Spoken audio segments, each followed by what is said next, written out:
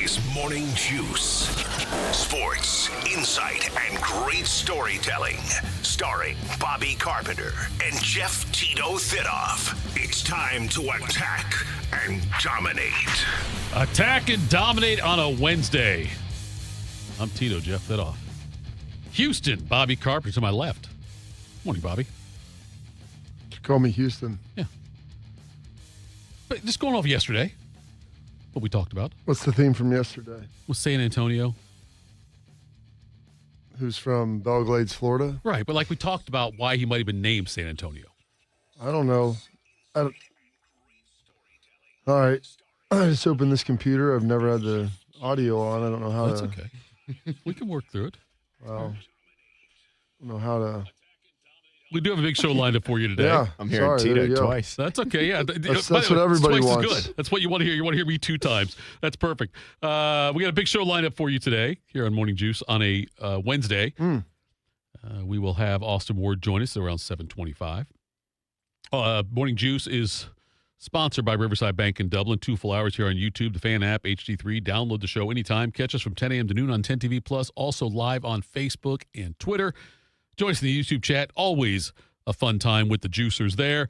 Tonight, Ohio State takes on Penn State. Big one for the There we Buckeyes. go. This is it. You get this win, you feel pretty good about life. Yes, I think so too. Then they host Indiana on Saturday. The Buckeyes 18-11 overall, 10-8 in the Big Ten. Cavs beat Detroit last night, 113-109. Cavs off until they play Boston Sunday. That's a beefy back to back. It's not back. Beefy 2 games though there, Boat. Beefy. Yes. Donovan Mitchell last night, too. Yeah. Cleveland's been playing really well now for a couple months and change. They have been. Detroit, the top team in the East, and the Cavs are now, I think, 4th in the East. The Jackets beat Nashville last night 3-2. CBJ stays 3 points behind Boston for wild card 2 spot. There we go. Yes, CBJ. Saw that. I was pretty excited about that. That's a good one. Was that the one Schlegs was at them? Was he there last night, you said? Yeah. He was. Okay. Thankfully. He confirmed, despite the fact that I was able to secure him tickets and get him through one of our guys for his son, his birthday. They're going to the game. Buckeyes, going to be a fun time.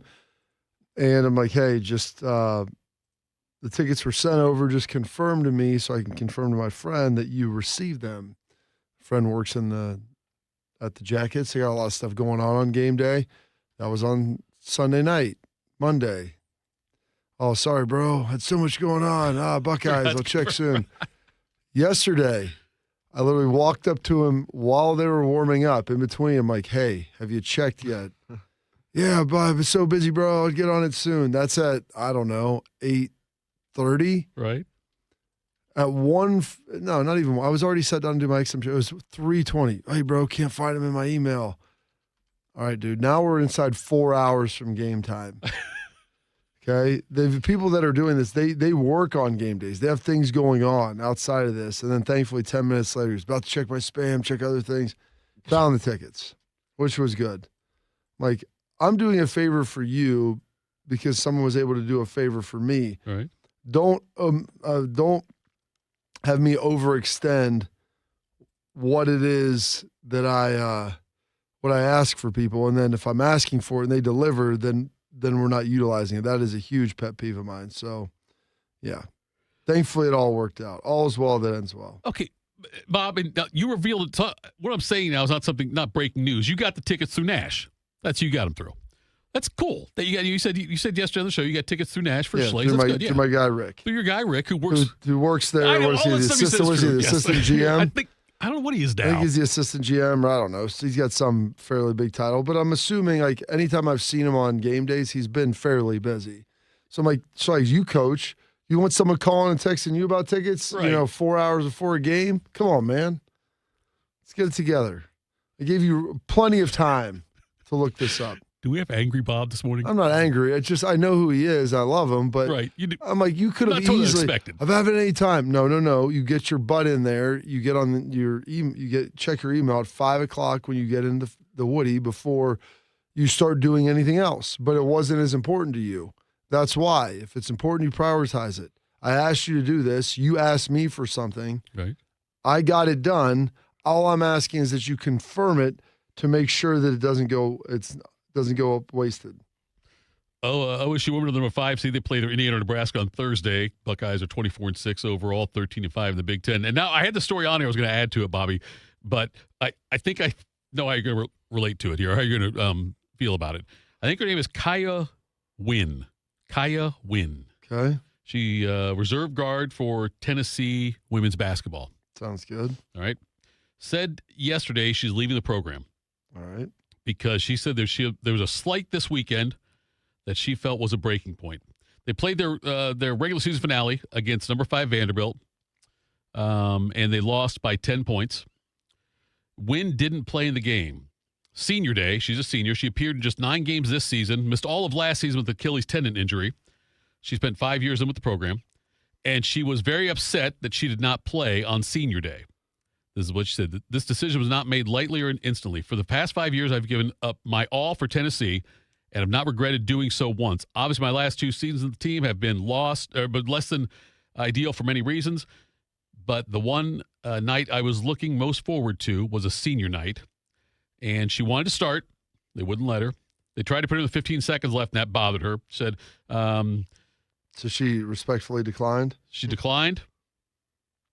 And she said, it's not I want to spend she said, to be asked to check into the game with 15 seconds left while losing was not how I wanted to spend my final moments in my arena after 5 years. Although this was not the sole reason, it was the breaking point for me. I have the utmost love and respect for my teammates. Maybe not. And that's me saying maybe not. In this program, and wish everyone everything but the best. Nothing but the best. And she played in 18 games this season, but she was angry because she didn't get to play more on senior day and said that was the breaking point for her. Felt it was disrespectful last year to go in with 15 seconds left on a losing cause. So now she, SEC tournament, NCAA tournament. I assume Tennessee will be in both of those. It won't be the NCAA tournament, but they're 16-12, 8-8. But nonetheless, kind of weird to leave the team at this point, Bob, right? I don't know why you leave at this point. Where are you going? Well, she's done. No, her career's over now. 5 That's years. my point is, right. Where are you going to go? Right. Like, why wouldn't you just? Right. Pardon me for not being ignorant about this. I mean, is Tennessee a tournament team? No, they're 16-12 overall. They'll be maybe. What happened to them?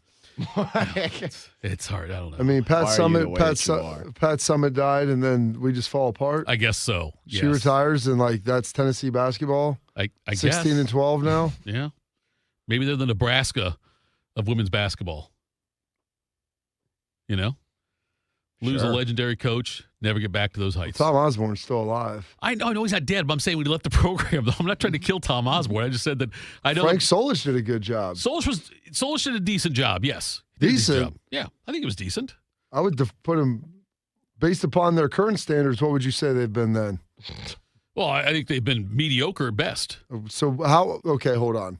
So I want you to parcel out the difference between decent and mediocre.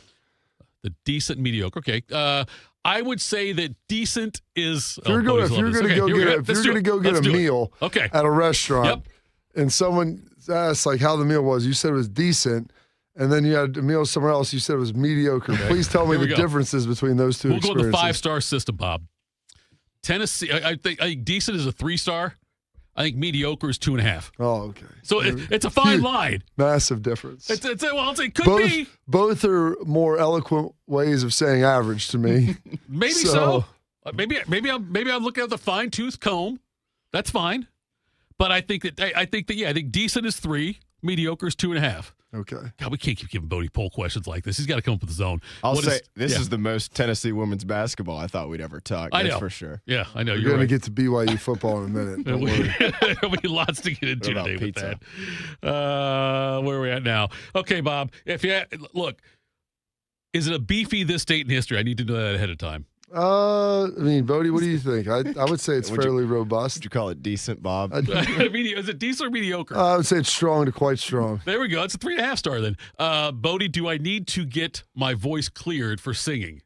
Yeah, you got a couple that I here think we go. you'll nail here. This is fantastic. Let's do it. Today in history. Time to get smarter. Morning Juice presents Today in History. Here's your professor, Bobby Carpenter. Take it away, Houston. Oh boy, it is Wednesday, March 4th, the 63rd day of the year, 302 days remaining in this 26. This date, 1493. Christopher Columbus returns back to Lisbon, Portugal, aboard the Nina after reaching the Bahamas in the west. He left from Portugal? He said he returned to Portugal. What, with Portugal and back, or did he leave somewhere? Well, I don't know. do you know the story of Christopher Columbus? Yeah, Chris Columbus was a guy, he had 3 ships, and only one of them was really good. One of them got here. Do you know where he was, what I thought he was Italy, wasn't he? Yeah. Okay. He's Italian. He wasn't Italy. He was Italian. All right. He's from Italy. Yeah. But then the Italian, he couldn't get finance from Italy, so that's why he had to go to Ferdinand and Isabella, who they were the ones who funded him out of Portugal. Okay. That's all. It's good to know, Bob. Wish I would have gone over that in history class. I think they did. Probably out that day. Load management. Sick. Make him watch Pinocchio. I don't know. Your dad doesn't seem like the type of guy. This date, 1519. Hernan Cortez. We got a lot of conquistador stuff today. Arrives in Mexico to begin his search for the Aztec gold. Found it. Murdered a lot of people. Got the gold back. Trade-off. This date, that's how history is written by the winners. That's right. All right. Winston Churchill. History will be kind to me, for I intend to write its pages. That's right. Yes. Look at you, Bodie. That's a great line. That's pretty good. That is a great line out of you. I like that. I like that a lot. This date, 1789, New York City. The first congressional Congress meets, putting the U.S. Constitution into effect. Yep. Did you know that's where the Congress used to meet, the Capitol, before Washington, D.C.? You did know that. I did know that. Come on, Bob. Sure. I'm not an idiot. This date, 17. Do you know what the first Herbie state? Hancock. Do you know what the first state was after the 13 original colonies? The first state after the 13 original? I know it wasn't West. So you're saying, okay. So the 13 original colonies Became states. That's Okay, true. now we need the next one. Yes. Who is the first, the first expansion franchise? Okay. Put in sports for your First terms. expansion franchise. So 13. I am going to guess randomly here, Bob, because I didn't prep for this, because we've decided I should be hid from your research. West Virginia. I can't even accept that as an answer. West Virginia. West Virginia wasn't. Was it? Bodie, do you know when West Virginia became a state? I do not, Bob. I'm sorry. 1978. It wasn't Bob. Oh, it was in the 1863, 62. Okay, that's not the right answer then. 61, whenever it was. Ohio. They split No, it off. wasn't Ohio. They split off from Virginia during the Civil War. North Carolina. Until the Civil War, West Virginia was not a state. So right. Ohio, we talked about in 1803 on Yeah. March 1st, Sunday becoming a state, which I think was the 17th, I want to say. I think you're right on that. There we go. Chatter's I knew leaving that hanging. one. The chatter should have put an answer in so I could read it. I think Puerto Rico. Florida, I can't even. What do you got, Bob? What was it? If you would have given me something that was at least coast or coast adjacent, I would have been. All of those would have been acceptable. Maine. That would have been more acceptable. New Hampshire. Maine was part of Massachusetts. I believe New Hampshire was one of the 13 original. I thought so too. I think you're correct. Whatever, But but right beside of Maine is Yeah. Vermont. Oh, Vermont. Live free or die That's right. is their state Hard. motto. They're the 14th state. I believe Florida was the 15th. I don't know who the 16th was, and Ohio was the 17th. I think that's how that all shakes out. Gosh, that's sad. I might just skip this next one. Oh, come on. I got another guess. 1794, the 11th Amendment is passed. I'm not even going to begin. It allows non-state residents to sue other states in federal court. That's way beyond your understanding. John Adams in 1797 is inaugurated as the second president of the United States. You are aware of that. This is fun. In 1865, Andrew Johnson makes his vice president inaugural speech. They called it the drunk address because apparently he had been drunk the entire week. Oh, hey. So the good news is you can drink your way into the presidency. You just Right. have to make sure the guy in front of you gets whacked. This date, 1957, the S&P 500 is introduced, replacing the S&P 90. This date, 1966, my grandma used to reference this all the time. John Lennon tells the London Evening Standard that the Beatles are more popular than Jesus. And my grandma used to always say, how much do you hear about the Beatles now? Like, well, John Lennon's dead. Yeah. So, Don't hear a ton about him. Like my one friend, we were playing Notre Dame in the 2005 Fiesta Bowl, and he said, blank touchdown Jesus. I said, you might want to watch what you say there, buddy. And he tore his ACL on the opening kickoff. I said, and he looked at me walking off. He's like, don't say anything. I'm like, I told you, you might want to put a lid on that, buddy. What in the name of Paul McCartney were you doing? Exactly. And then this date, 1967, hitting at number 1 with the Rolling Stones, or Ruby Tuesday.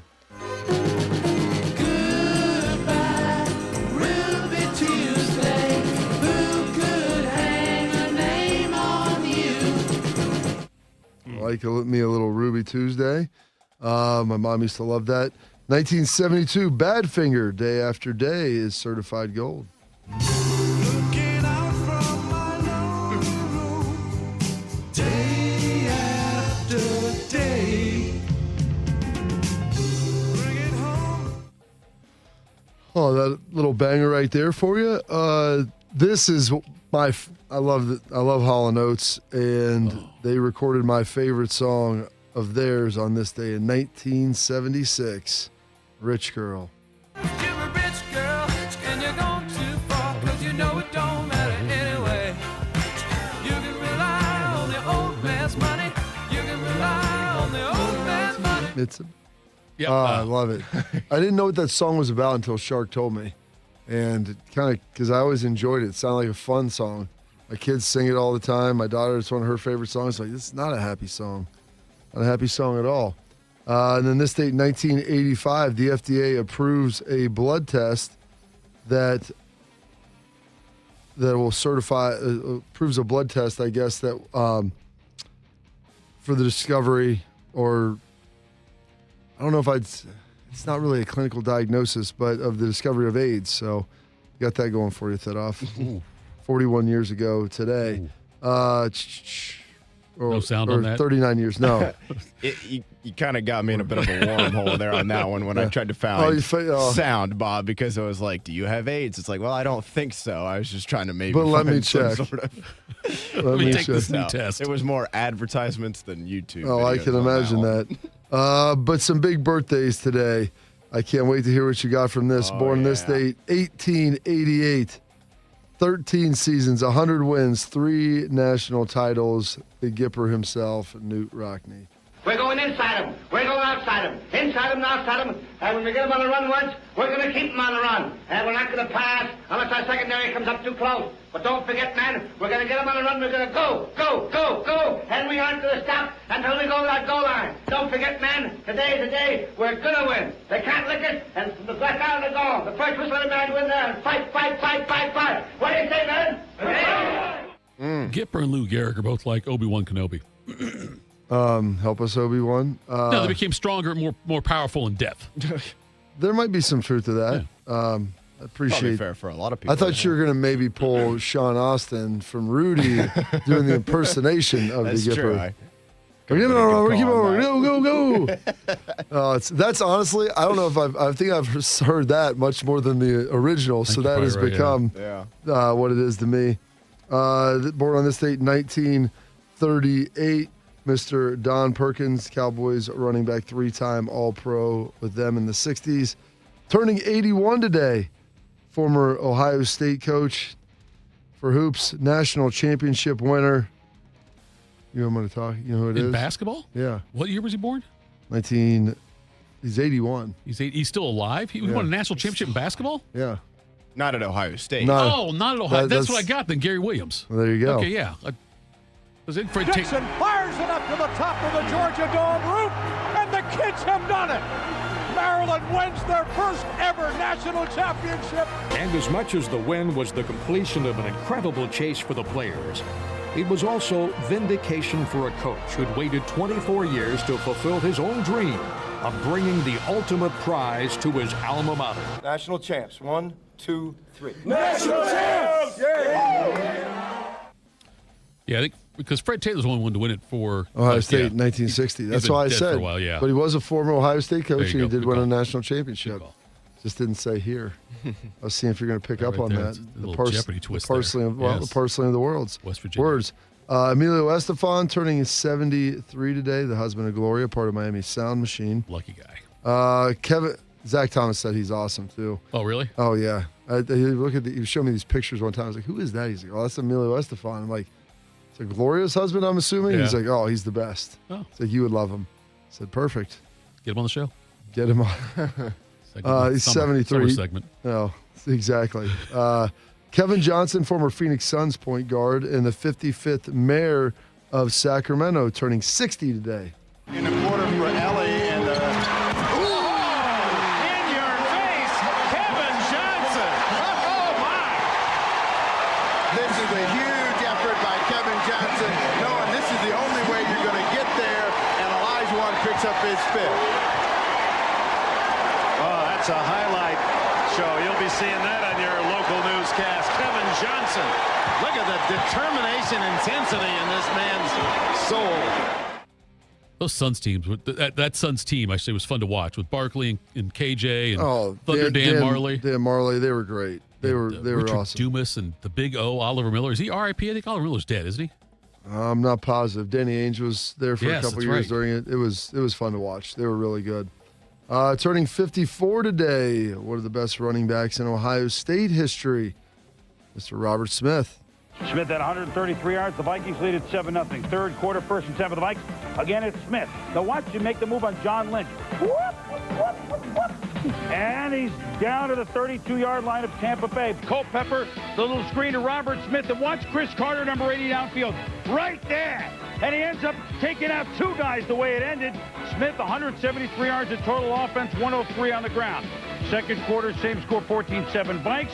The fake end around to Moss Smith. It's a touchdown. Interesting call. The Big O, Oliver Miller, by the way, passed away about a year ago, March 12th last year, and of cancer. Cancer wins again. And it's undefeated. Yes, I know. In April 2011, Miller, I forgot about this, was accused of pistol whipping a man during an altercation at a barbecue. Gosh, that sounds great. He was arrested and charged with first and second degree assault. Did him and Gilbert Arenas play together? I don't know if they did or not. I mean, I love that. Hey, listen, this next guy I love the fact that you brought the pistol with you. The second thing, you didn't fire it, you choose to beat him with it. Listen, if you go to a barbecue and have to take a pistol, I think you ought to question whether the barbecue is the right spot for you. Well, I mean, what do you think Derrick Rose said he wanted to spend all that time barbecuing when he was done playing? Can't walk. Four-time NBA champ, four-time All-Star. Some refer to him. Pistol whip some people on the court, maybe. Oh, yeah. Well, maybe a bag tag. The groin collector himself, Mr. Draymond Green. Beal just picked up his third foul. And now Green runs over Nurkic, and he'll be called for the foul. And they're going to take a look at this. Green just plows right over Nurkic. Oh, man. Well, that's going to be a flagrant. Yep. Boy, that is a swipe across the face. Green makes unnecessary and excessive contact to the face. The foul has been upgraded to a flagrant foul penalty. Right in the face. And Green has been ejected from the game. There you go. That's it. Draymond Green is out. Not you, Fat Jesus. I wouldn't call that a swipe. I would have called it a punch, frankly. I wish you could have got one of him just kicking people in the sack. The bat, I tried, but the bat is the audio was kind of. Yeah. They were just like, ooh. Yeah, how do you describe that? Yeah. Yeah, he kicked him right in the crotch. Yeah. Was that intentional? Yeah, I think so. Yeah. It looked After like the seventh time it happened. Yeah, if the groin was by his ankle, I would have kicked him down there. Another big Buckeye birthday, turning 34 today, Mr. Jared Sullinger.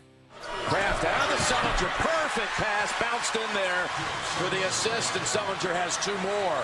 Thomas Robinson, I thought, was going to grab hold of it. Unable to. I think Sullinger got a hand on that one, Jim, from behind. Deep post position. There is Sullinger banking it in. That's when he's at his best. Robinson blocked by Sullinger. Excellent defense by Jared Sullinger. There we go. I thought you were going to get some Celtics clips there. I thought about it. He was part of the team that ended Golden State's NBA record home winning streak back in 2016, I think it was. And man, every turner on that team. It's a lot of Buckeyes. Legendary. ET3. Some passings today, passing away on this date, 2019. One of the legendary pop icons from my youth. 90210 star, Mr. Luke Perry. Hey, John.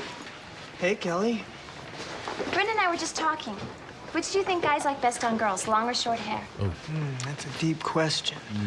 Personally, I prefer blonde. I don't really care about the hair, I'll be honest. Really? Truly? So you're Brandon's sister, huh? Yeah, I'm Brandon's sister. Yeah, she's Brandon's sister. Bye, girls. Oh, what a heartthrob. He was one of Bo Bishop's favorites. Bo, I mean, I could see that. Maybe you need to work that in the fan poll today for Bo. Yeah. Get a Luke Perry question in there. And then losing a legend on this date, 1994, Mr. John Candy. You're the guy who tried to get my cab. I knew you. Yeah. You scared the bejesus out of me. Come to think of it, it was awful easy to get a cab during rush hour. Forget it. I can't forget it. I am sorry. I had no idea that was your cab. Let me make it up to you somehow, huh, please? How about a nice hot dog and a beer? No thanks. Just a hot dog, then. I'm kind of picky about what I eat. Some coffee. No. Milk? No. Soda? No. Some tea? No. Lifesavers? No. Slurpee? Sir, please. Just let me know. I'm here. Is that the Planes movie? Planes, Trains, and I gotta Automobiles. see it sometime. I heard it's pretty good. Have you seen that, Bodie? I have not, no. It's pretty good. You would enjoy it. Some holidays and observances today. Benjamin Harrison Day. I wonder if it was his birthday and I just missed it. You know who Benjamin Harrison is, Thitoff? Yeah. I went to his fort. I was at his fort for like 9-10 weeks. Oh, really? Yeah, as it does. I thought you meant you visited. Yes. I was there for like 9 or 10 weeks. I was there when I was in my army training, sir. I think he was the AIT. 23rd president. Yeah. And Jordan. Okay, I don't know why it's Benjamin Harrison Day, because he was born on August 20th and died on March 13th. Okay, feel better about that. It's not a national holiday today, then? It's not. Yeah. It is HIV Awareness Day, though. Oh. Hug a GI Day as well. In breaks, Bob. Oh. Very exotic. Was your father a GI? National Pound Cake Day, National Grammar Day, National Snack Day. How about that? And World Obesity Day.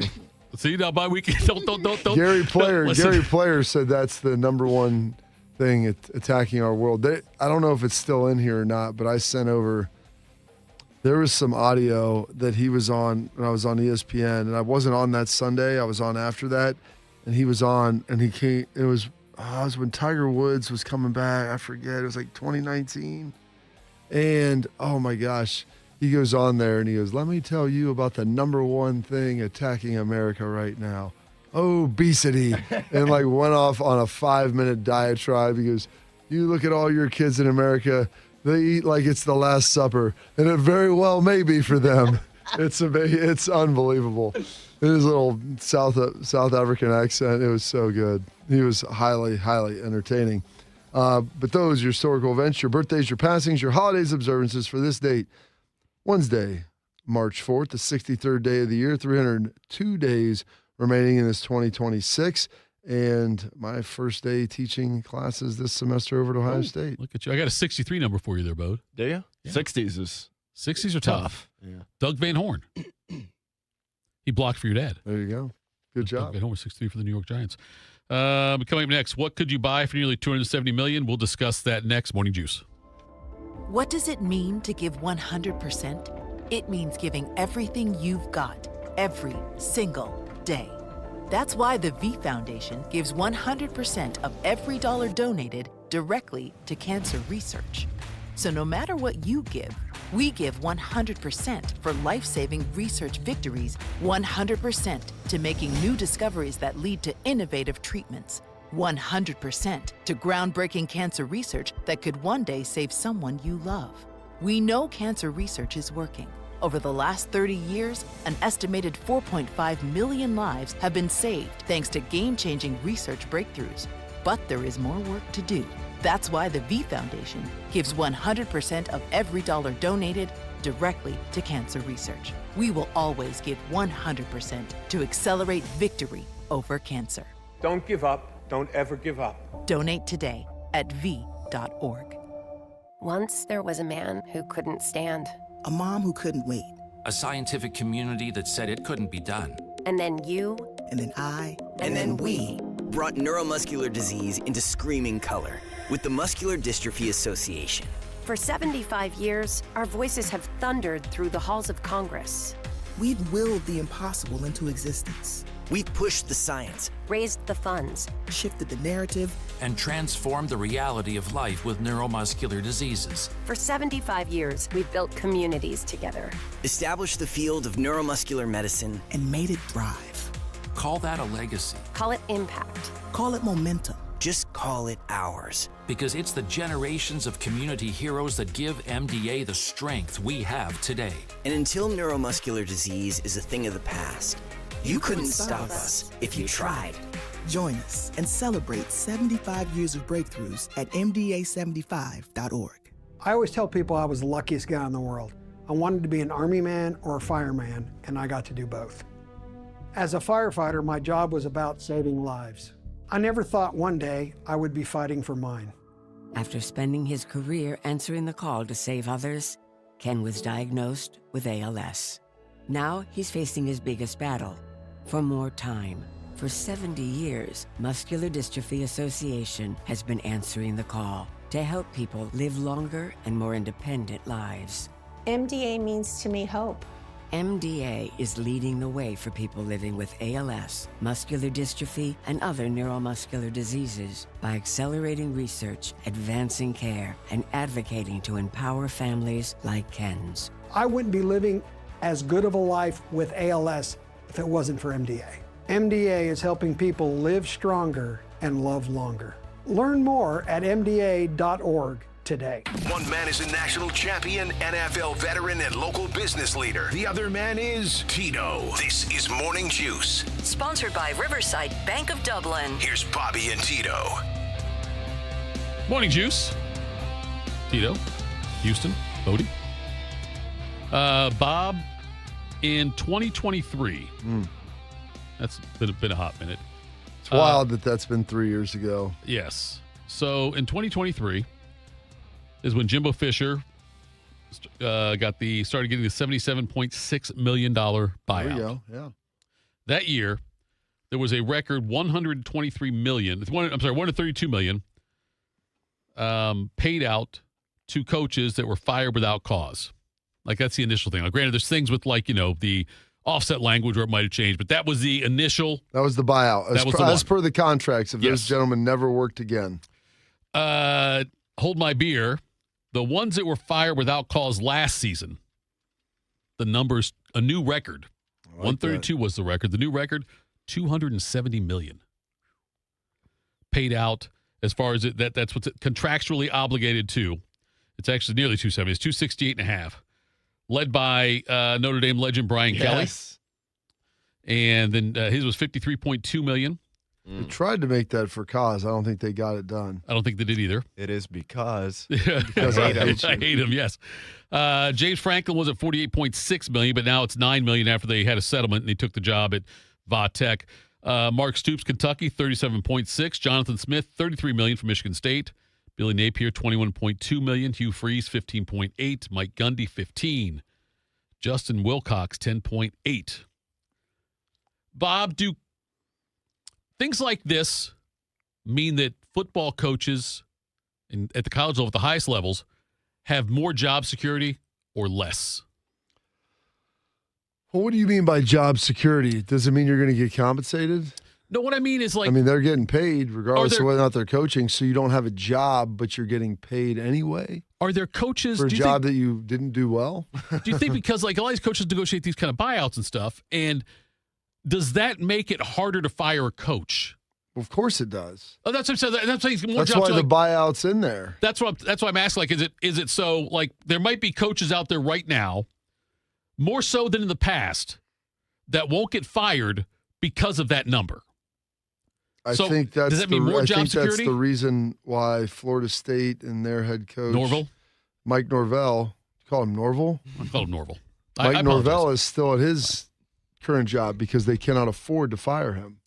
Luke Fickell, probably. I mean, that probably. So plays Wisconsin, a bit he of a had a factor. $30 million buyout. It's at some point, like we were spending. I mean, they were spending a fractional amount on NIL, and it's like, well, if we're gonna keep him, we got 2 years left. The buyout drops. Why don't we just spend half of that buyout on NIL? And see if he actually can coach against guys when the playing field is level. Yeah, that's interesting though, because it's you're expected to win quickly.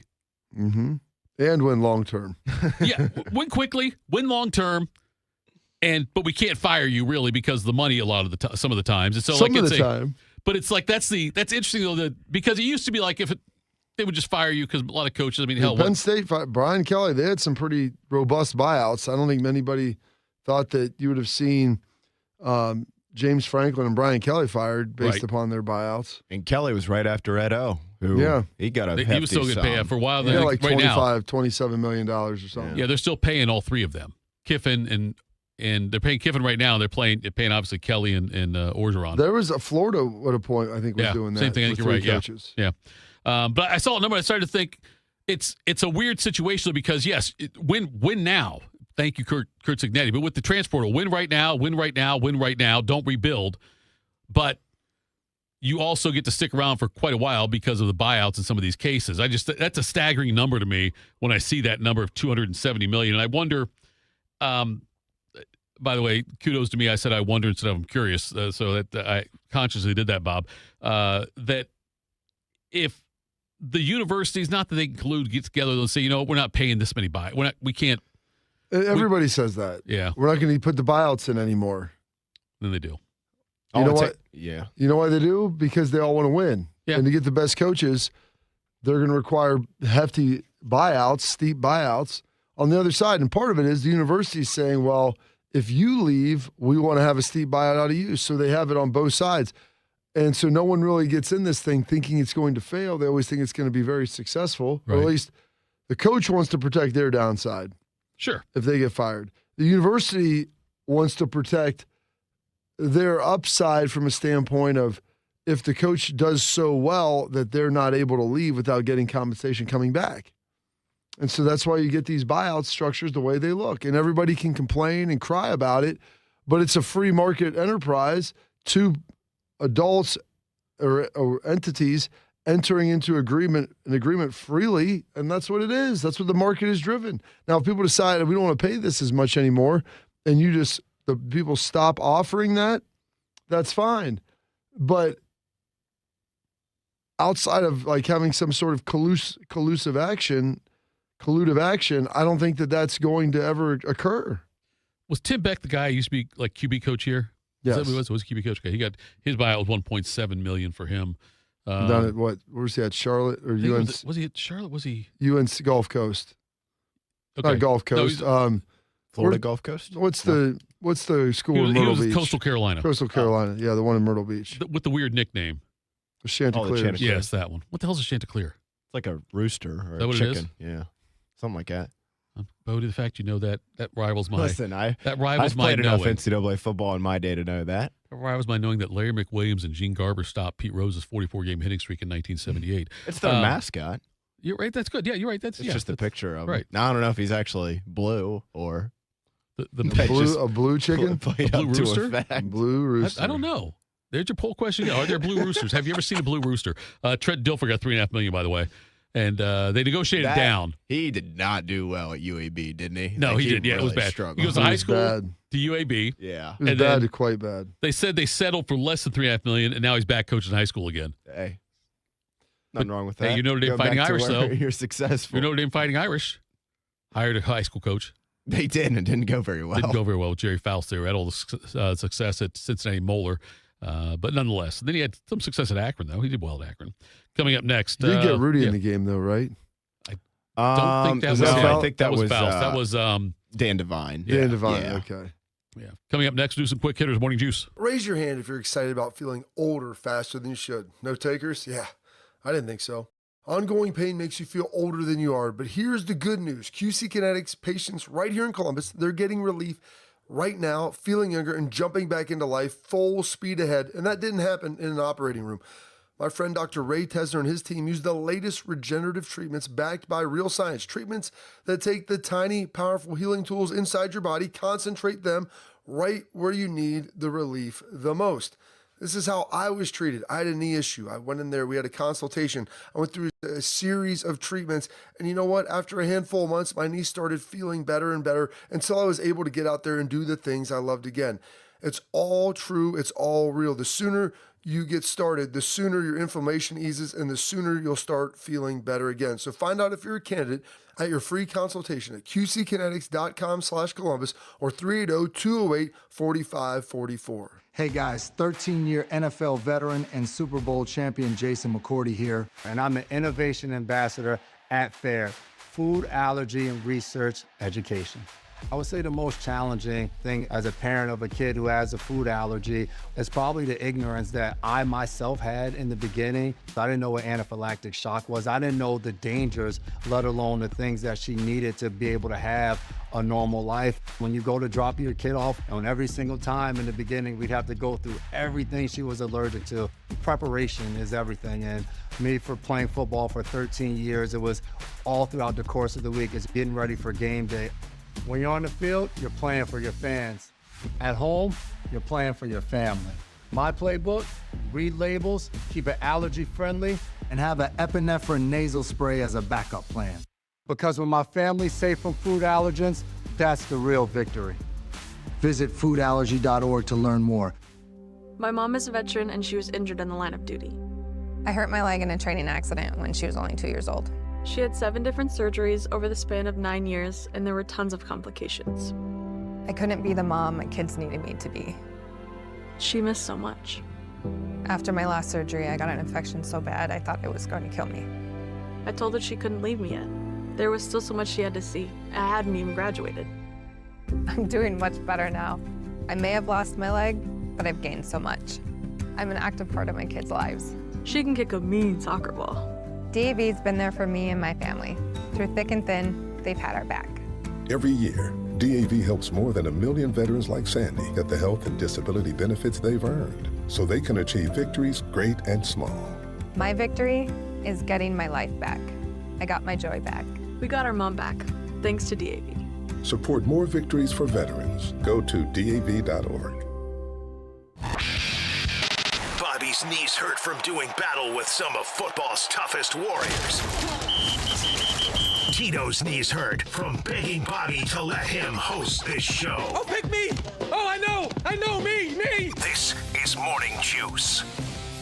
Do you need a bank that truly values local business in this town? The opportunity to work alongside them as partners, whether you're a small business or a large operation. Riverside Bank of Dublin, you got the right tools for the job. Riverside Bank has the experience of working right here in Central Ohio. They understand the business climate in our area and will help you reach your goals. So whether you need an SBA loan to get your business off the ground, a line of credit to keep your business running smoothly, or equipment financing to get your business up to scale, Riverside Bank will tailor a solution that fits your needs. Visit them at riverside.bank or stop in to get to know them at 6300 France Road. Riverside Bank of Dublin, member FDIC, equal housing lender. Do your thing, Bodie. Morning Juice presents Quick Hitters. All right, fellas. Happy Wednesday. We'll start here. College basketball recruiting. On Tuesday afternoon, the BYU Cougars landed another 5-star prospect, giving head coach Kevin Young his 3rd consecutive recruiting class with at least one 5-star player. That's because Bruce Branch III, a 5-star forward from Fort Lauderdale, Fort Lauderdale, Florida, chose the Cougars over Southern California. Back in the 2024 recruiting cycle, they landed big man Igor Demon, who would go on to be the 8th overall pick in the 2025 NBA draft. Of course, now they got freshman phenom AJ Debanza, who's a near lock to be at least the 2nd, and he could go number 1 overall in this summer's NBA draft. And now Branch will look to follow in their footsteps as the next one and done out there in Provo. He originally was the 2nd best prospect in his class of 2027. But he's going to reclassify. Most rankings, ESPN 24/7 Sports, among others, has him as the 6th or 7th best prospect. So still a top 10 guy. And Tito, just another sign here that BYU kind of maybe trying to be the Indiana of Indiana college football, BYU men's basketball. The NIL era, times are changing. It's amazing. A guy from Florida who was debating between USC and BYU. Loves the mountains. Loves the mountains, what it is, yes. DeBanza said he might come back next year. Did you see that? Right. I don't think really? he Okay. He told. I saw the headline of the story was BYU fans ecstatic about the fact he said that. So he's not coming back. No, but nonetheless, it's kudos to BYU. BYU hasn't been like last time they were really relevant in basketball. Danny Ainge was there. It's been a minute. It's been a hot minute for that. Why one, would you say that, Bodie? The fact that he's almost 70 years old, probably. The fact that I think he's probably spent more time now as a general manager than he did, playing the game is. So yeah, it's but you're right. It's going to happen now. You're going to get guys like this and BYU. Are you going to get guys like this? I feel like the only way you get guys like this is by paying for them. Well, that's what I'm saying. But if they're willing to pay for it, though, if they've got 3 straight classes with a 5-star, you've always told me, Thitoff. If What's you're that? willing to pay for it. Oh yeah, if you're willing to pay for it. I mean, but you got to make sure first of all, you're not a cop, are you? You got to always ask you. Make sure you ask, are you a cop? I think that's what I've seen on different movies. Is that? Do you know, Bobby? Entrapment. Since you're a much more learned man than I am. If I say to somebody, "Are you a cop?" Do they have to tell me if they're a cop? I don't know. I've always believed that to be true, but I don't feel like that's an ironclad. I don't see. That's what I'm. I think if you have to ask somebody if you're a cop before you're engaging in a contract with them, negotiation, you might not want to be in that. You might be in sticky situation. Yeah. It could be. Depends if they're not a cop. It could be. Well, it could be. You might be in some sort of illicit situation. That's what I wonder about. Yeah. So we need to get. Hopefully, we have an attorney in the chat that can maybe steer me on that one. That could actually save me some future problems. But anyway, Bob, getting back to this college basketball. That's Hugh Grant. See, I don't know if Hugh Grant ever. Wait, that's right. Yeah, it's Hugh Grant. Anyway, but then you have to ask. So, are you a man or a woman? But now that's another whole gray area we got to deal with now in this day and age. You guys ever watch 2.5 Men? Yes.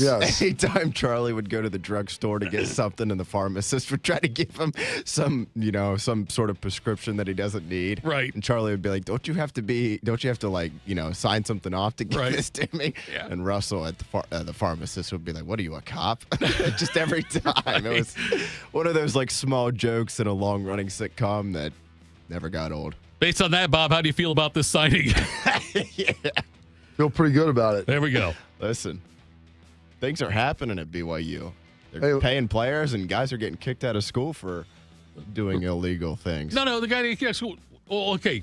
The receiver did. Against the receiver rules. Did. And the quarterback. It's illegal. Well, no, it's just against the rules. I don't know. Was he charged with something? I think sexual assault. I think he got charged with something. I thought... There was another one thinking of. I think the receiver Yeah, there's did. two. The receiver did? Well, Retzlaff one. got accused of that, and then that was rescinded. Yes. Yeah. Oh, okay. But he was still kicked out of school. But yeah, he didn't get into any trouble. No, that's why he played at though, Tulane. Yeah. Alleged on the other one. The receiver, because he's not been convicted, but I didn't realize that was part of it. Yeah. That was part of that's how it all came out, which is a terrible choice of words. Go ahead there, Bo. Next up, moving on. It's no secret that the Big Ten and SEC are the top two dogs right now in college athletics, as both conferences elevated themselves above the rest a few years ago when they added Texas and Oklahoma down there in the South, and then the Big Ten here in the Midwest. Tongue-in-cheek there, as they added Southern California, UCLA, Oregon, and Washington. This has left the Big 12 and ACC looking for ways to keep up with the Joneses.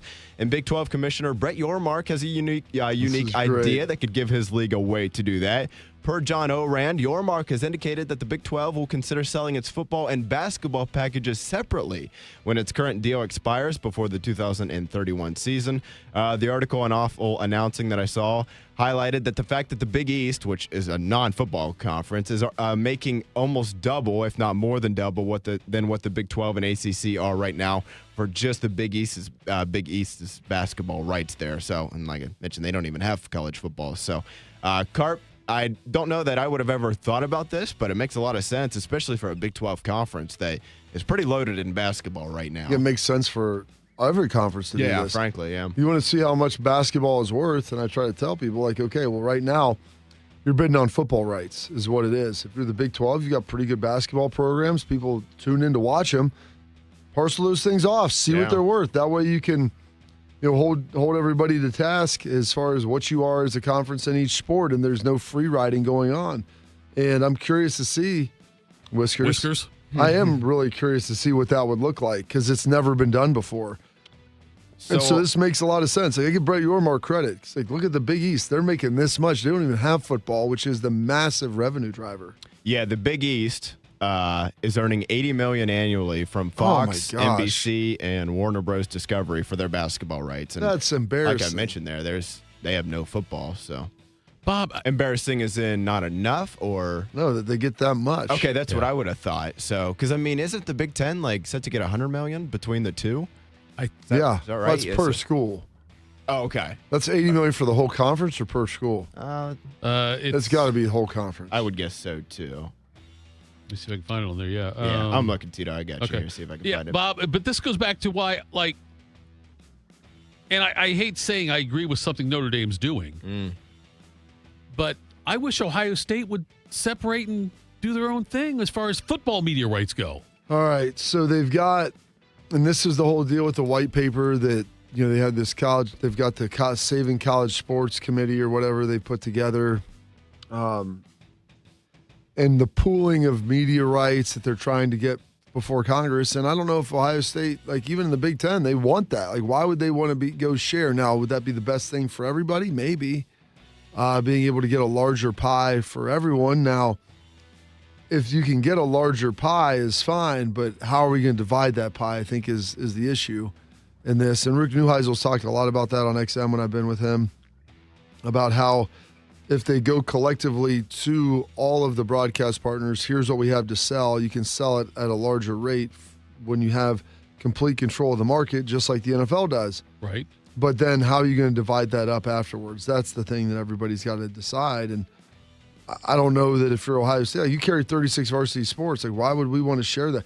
They're already sharing enough with the rest of the Big Ten. That's Bob, and that's like, so explain to me about a 5-year-old why they would do it. Because Ohio State, if they went the Notre Dame route and said we're independent in football, but every other sport we're going to be in the Big Ten. I don't think the Big Ten would deny that. Would they? If they went to the Big Ten and said vote on this, we'll be here everywhere else except football. Would the Big Ten, would the collective of those other 17 schools fight it that hard? Then you have to. Well, you got to figure out who you're going to be playing in football. Then, so that's part of it. But there's things that are going to be in these future contracts where it's always the pie has always been symmetrical. Right. For everybody. I don't believe that will probably be the case going forward. I am tired of Purdue and Northwestern. And no offense, Kurt Cignetti, Indiana's going to be carrying their weight. I understand that, but sucking off the teat of Ohio State. I have no problem building the conference. Just go spend the money and go try to be good. Right. Like Purdue still has never really tried to be good. This is like the baseball thing, right? Like, you know, baseball with like the top luxury tax teams, they pay money to the bottom half, and the bottom half, the bottom five, whatever, don't spend it on players. Yeah. They pocket it. Isn't that the same thing going on here? And that's the problem. They say pocket it. Like, they don't try to do anything else to raise money outside of that. Like, oh, we just got the money from this. And this. No, go try to generate revenue other ways. Go try to raise money and do things. Put together a winning product. And if you do that, then it'll be great. And it's interesting with Major League Baseball, they've talked about now putting in this salary cap. I don't think it's going to happen. It'll be interesting to see. Well, we're going to lose a season of baseball, I bet. Well, that's fine. What are we going to talk about that summer, Bob? Exactly. It's going to be tough. Who's going to care about that? In 1981. What's Shark going to do? In 1981, watch old games on YouTube.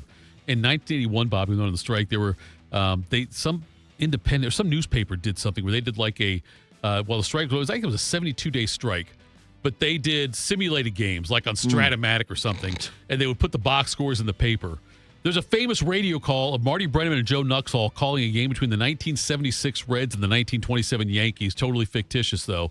That's out there, though. But I wonder, a season without baseball, that'd be tough, I think, for Shark and people older than Shark. It'd be so bad for baseball right now. I think they have a lot of momentum, and don't get me wrong, they're not going to overtake the NFL ever or anything like that, at least not in the near future. No. But last year's World Series was awesome. Yeah. I think the pitch clock has brought a lot of people back. Oh, yeah. Just, they have a lot of momentum going and a lot of things going for them right now. You got stars, too. Like, people know Shohei. Like, my kids know who that is. Yeah, and so to have a strike right now would just be bad timing for them. Yep. A little bit more college basketball here, guys, real quick in our last couple minutes. Coach K, probably safe to say he's been a villain for the most part, for most people in the 40-plus years that he's been leading the way. He's been done for 4 years, which is crazy. Yeah. And Shire, he hasn't got a national title yet, but he's done a pretty good job. Done everything else. Devils. Yeah.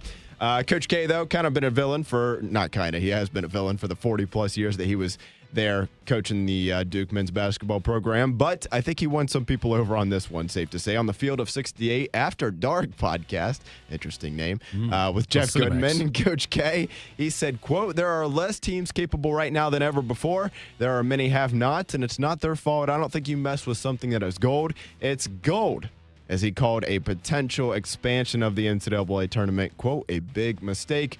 And Tito, I think every single person that you would ask outside of the people who are financially going to benefit from it, including Charlie Baker, the NCAA's president, would completely agree with what Coach K has to say. I'll be honest. I don't care if they expand it. It doesn't bother me either way. Like, it's still going to get watched. It's still going to be popular. I don't really watch the first 4 games, but I don't really watch the first 4 games anyway. Like, really? I don't get into what are you doing on Tuesday night? Tuesday and Wednesday?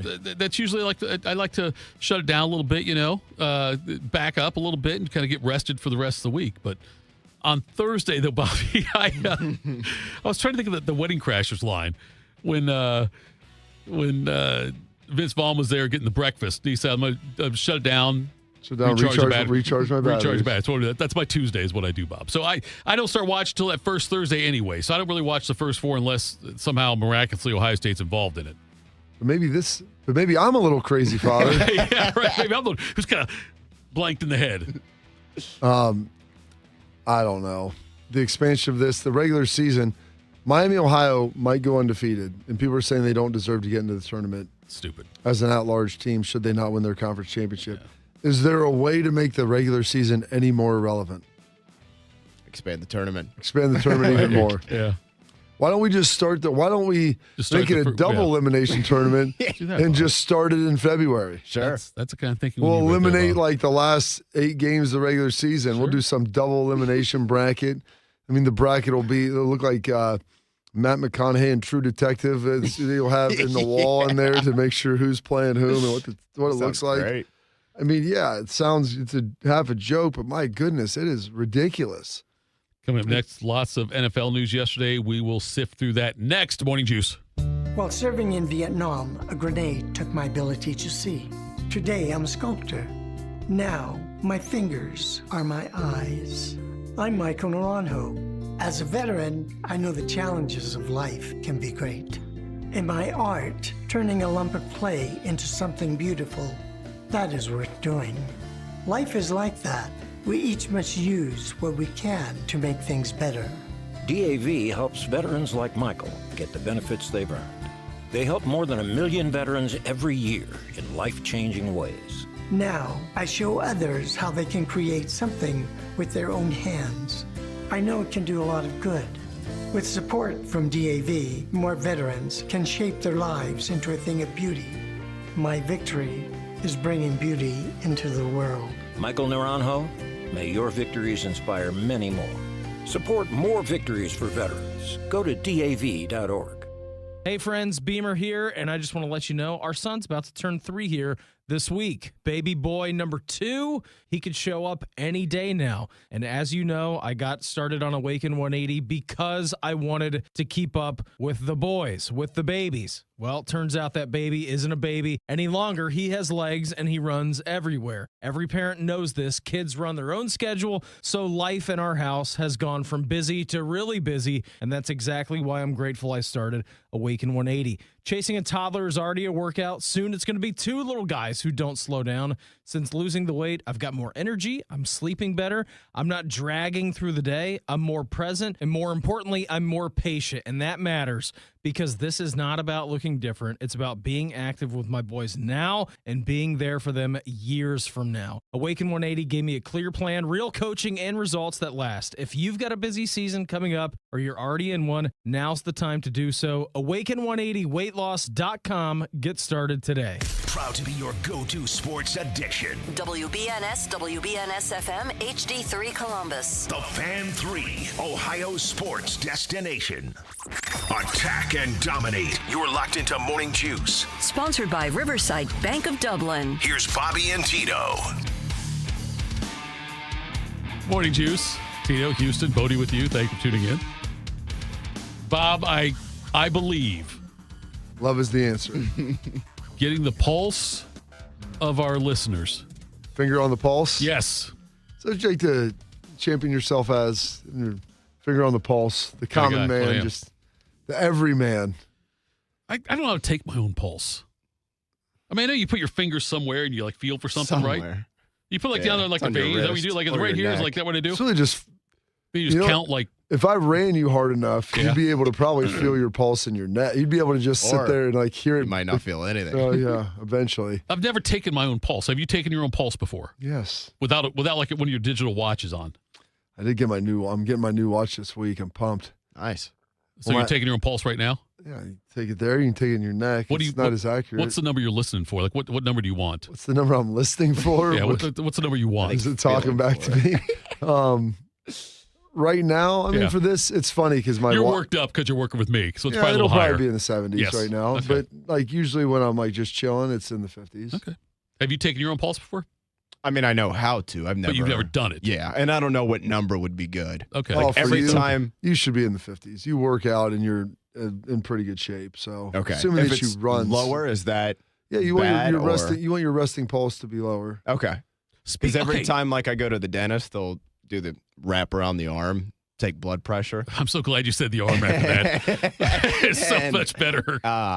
She'll always tell me the number. She's like, like, that's good. I'm like, okay. Rolling along. Okay. Speaking of that, about raised pulses. Bob, I had a dream last night. Okay. I can't wait to hear this. I want you to analyze it for me. You ever seen Pawn Stars? Like Joseph? You ever seen Pawn Stars? I'm aware of the dad, the bald actually, dad. The guy from Pawn Stars sat like 4 seats down from us at WrestleMania. Did he really? Yeah. Okay. He was coaching Tennessee baseball. The guy from Pawn Stars? Yes. Like University of Tennessee? Yes. In your dream? In your dream. Okay. Yes. Okay. I was just making sure this wasn't like a bit. I made a comment to him in passing about wanting to pitch in a big league game. As it just so happened, that same day, Tennessee was playing the Reds in an exhibition game. That's happened a lot. And so he thought I could pitch. And so he got me a Tennessee uniform and said, I'll put you in the game. It's an exhibition. You can go in there. But there were 4 stadiums, like all connected almost, all playing exhibition games. I went to the first 3 stadiums, the wrong ones, and then got there and almost missed my chance to pitch. And I realized I don't throw a curveball. I could throw it, as we know, mid-40s, right? Yeah. Change up. If I throw mid-40s across the middle, they're going to hammer it all day long. But he kept taking me in to buy me snacks. There's a lot of layers to this. I know. There's a concession area for the players underneath, like down by the dugout area. And I vividly remember him saying, here, you want some of this? Do you want this? I'm like, no, I don't need anything. I'm going to go pitch. No, just take this. Take this. And so I never actually got to pitch in the game, but I vividly remember ate a lot of snacks. No, I had snacks set aside for me. You might be in the wrong show. But I had a Tennessee uniform on to pitch against the Reds. Analyze. There's a lot there. Okay. I mean, I don't know if I could really get to that accurately. All right. And I feel like Joseph over here with the Pharaoh trying to analyze this. But I woke up though, like in a cold sweat because I realized is that maybe that is the things that you love most in your life you've missed because you've always just been stuffing your beak. Bobby, I didn't get fat till I was in my 30s. I was a skinny guy before 30. So, I'm trying to figure out what I should tell you right there. That's Congratulations. Okay. No. Thank you. It took a decade plus for you to eat yourself in adulthood into diabetes. Anyway, the finger on the pulse thing I was getting at. I believe. What type of snacks were you eating?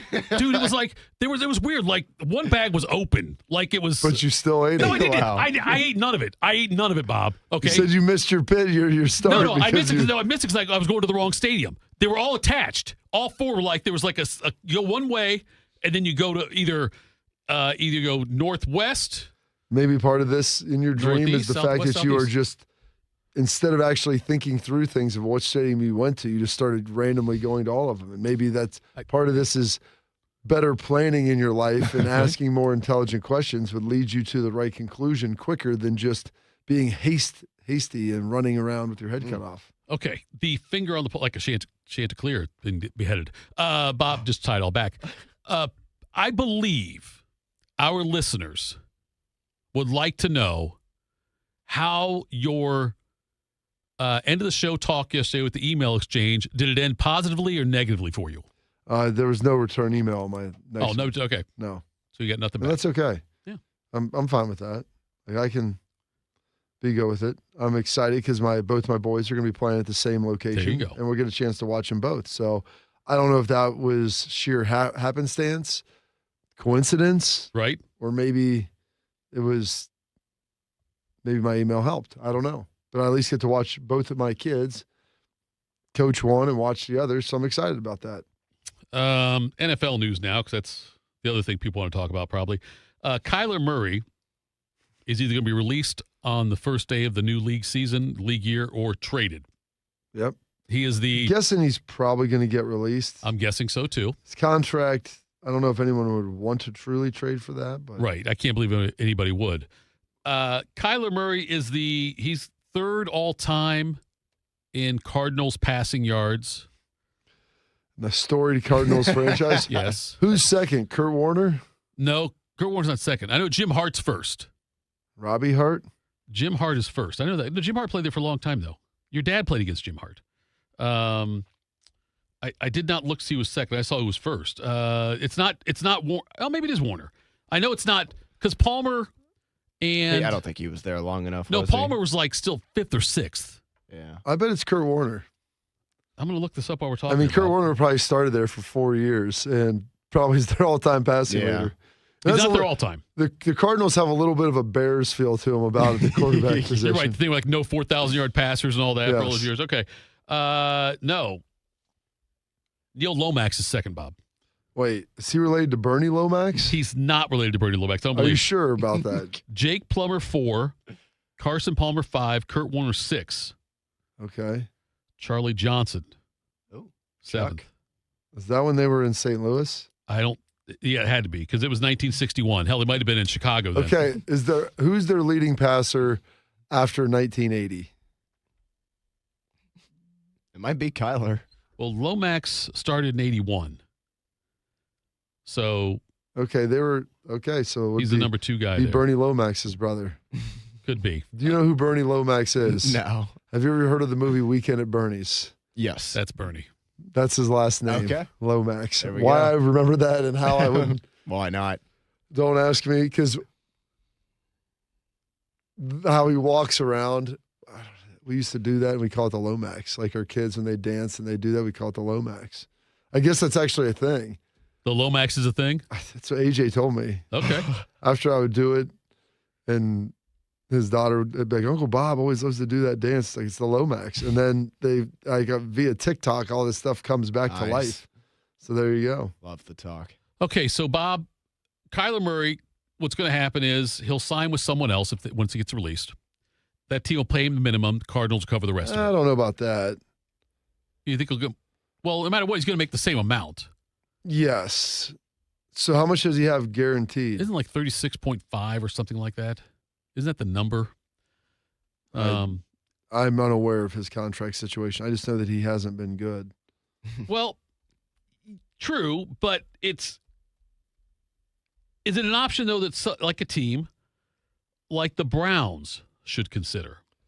Sure. If you just think the best way...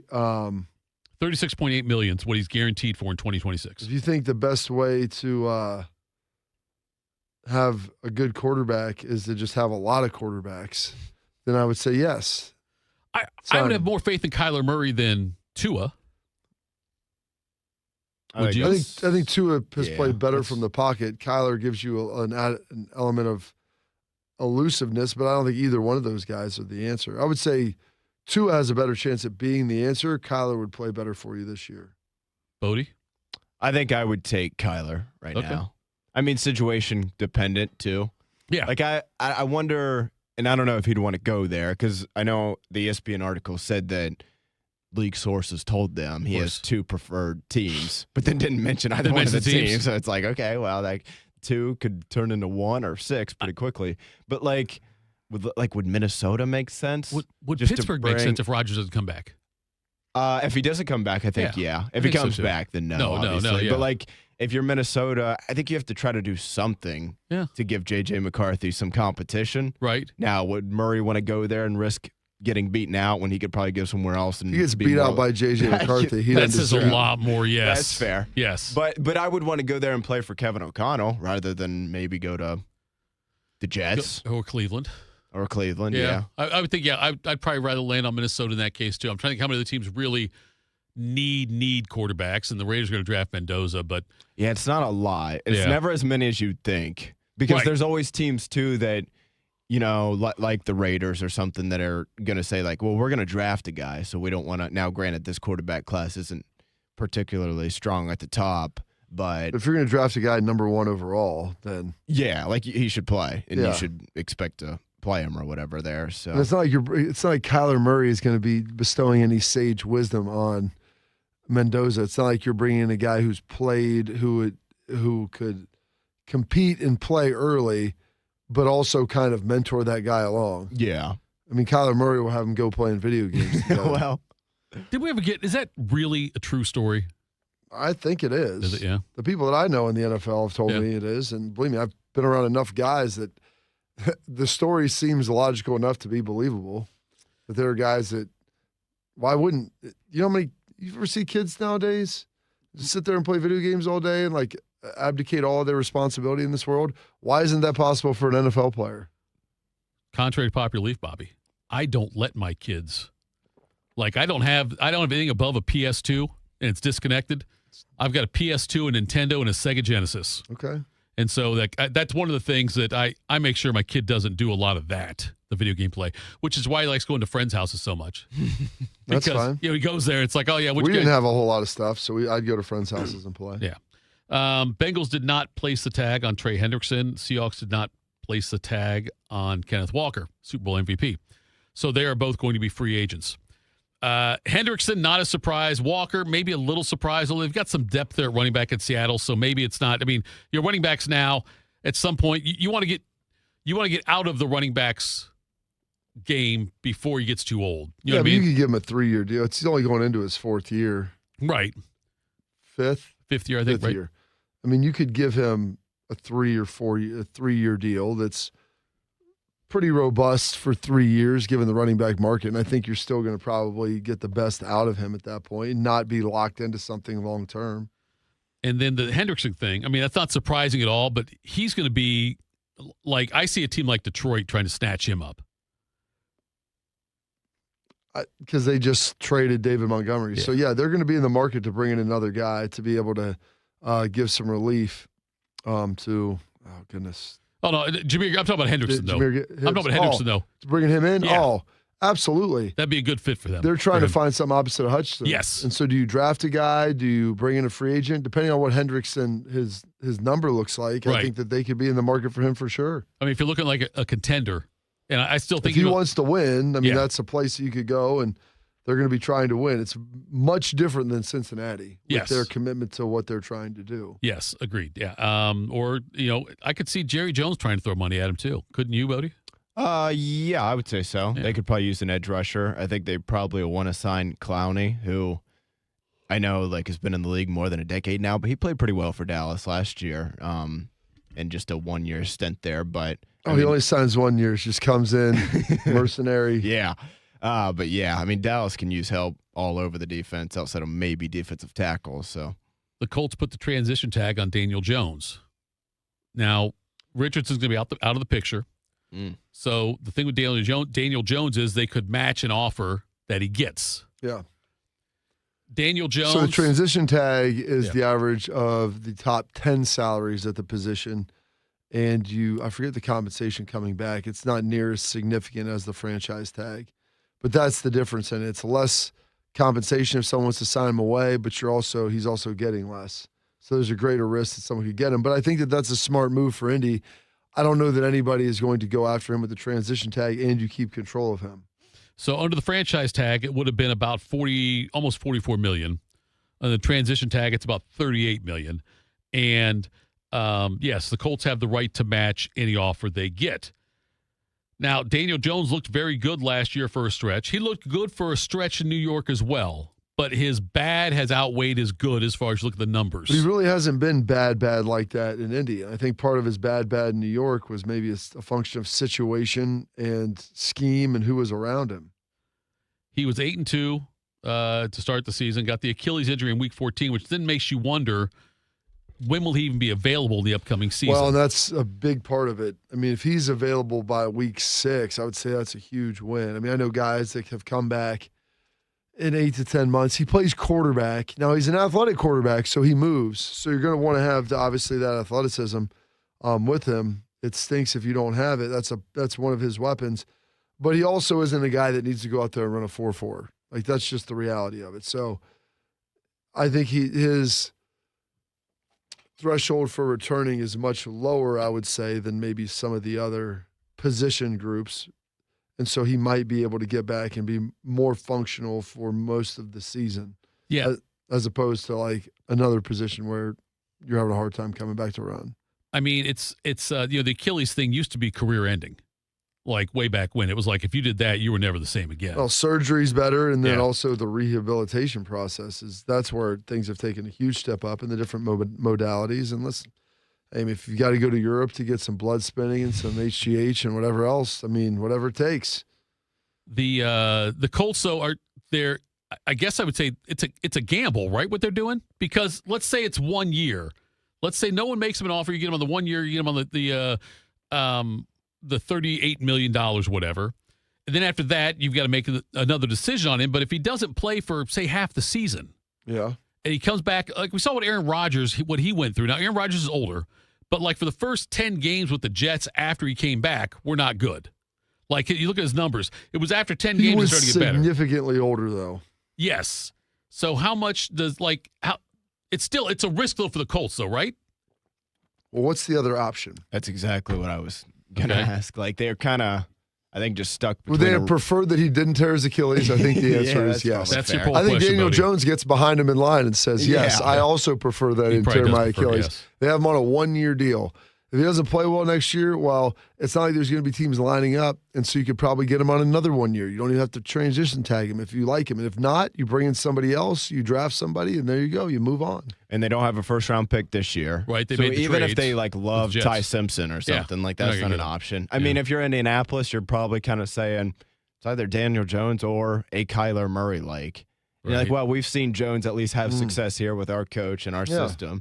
Right. Yeah, I don't think anybody, head coach or in the front office in Indianapolis, thinks that they're going to go win a Super Bowl next year, but they got a pretty good team, and they were playing really well up until they kind of fell apart right around when he got hurt there at the end of the season. And it's sometimes teams, you just try to make the best out of what you got, and it's not always a great option. Sure, but it's like let's say Jones doesn't work out. Let's say Jones comes back and is bad Then again. you got Riley Leonard, so. That's what I was going to ask about. Yeah, Riley Leonard. If you're going Anthony Richardson, then Riley Leonard's your next guy. Yeah, but then like you're almost rebuilding again. Probably, but Jones doesn't work out. But what are you going to build with this year? There's nothing out there. You don't have a first-round draft pick. There's really not a whole. You're going to bring in Kyler Murray. You know, you already moved on from your first-round quarterback. Like he's on the way out the door. Who else is available? Mac Jones. You don't have a ton of draft but Mac Jones, Daniel Jones was Mac Jones 2 years ago. Yeah. And he came in and had some success, so why roll the dice with that? And he's going to be probably far more expensive and require a multi-year deal. With this, it's a one-off. So, yeah, you might be in the same situation next year, but maybe you're in a better situation. Okay, but if we can assume safely that Daniel Jones is not available week 1, fair? That's probably fair, yeah. Not available week 4. Say he misses a month. Okay. Let's call it a month. Why not, instead of saying, Richardson, go find a deal, why not try to work something out where you keep Richardson for another year? Why? No, wait. Let him. Okay. If you're not going to have Jones. Because what if you know what Richardson is? I think that's the thing. Okay, yeah. but Richardson. Richardson. Why am I going to waste or Riley Leonard? Who gives you a better chance to win? Does it matter? I mean, they play. Okay. Well, yeah, that's okay, here's fair. my point. That's my point, though, Bob. But you don't want somebody like that even in your locker room at this point. If it's that bad, then I get it. If it is that bad, if he's a cancer, then yes, no offense, cancer. If he's a cancer, then yes, I get it. Get rid of him. But if he comes out, if you know Daniel Jones is going to miss 4 to 6 weeks of the regular season, if Richardson comes out and plays well, you might be able to trade him for something. if he plays poorly, he's still gonna play somewhere else after that. Define well, man. He has 3 nothing stars. that would lead you to 2.5 stars. He has done nothing that would lead you to believe that he could play well at this point. Coming up next, we'll be joined by Austin Ward. I'm sure we'll talk Ohio State football. That's next. Morning Juice. I slept in a lot of different rooms, different beds, but none of them really felt like mine. I spent 14 years in foster care, mostly in group homes. And I never had much stuff because I always had to be ready to move. Why get things if you just have to let them go? There are more than 100,000 children in foster care waiting to be adopted. The Dave Thomas Foundation for Adoption is working to help find them a forever family and a permanent home of their own. Now I have my own room with walls that tell my story. I love hanging out in here. I play dress up with my sisters and I sing and make videos. But the best part? Knowing I'll always have a place to go and a family that loves and supports me. If you have room in your home or your heart, see how you can help at davethomasfoundation.org. You served behind the desk. You served in combat. You did 4 years and got out. You were drafted. You gave 20 years. You gave exactly what your country needed. And so did you.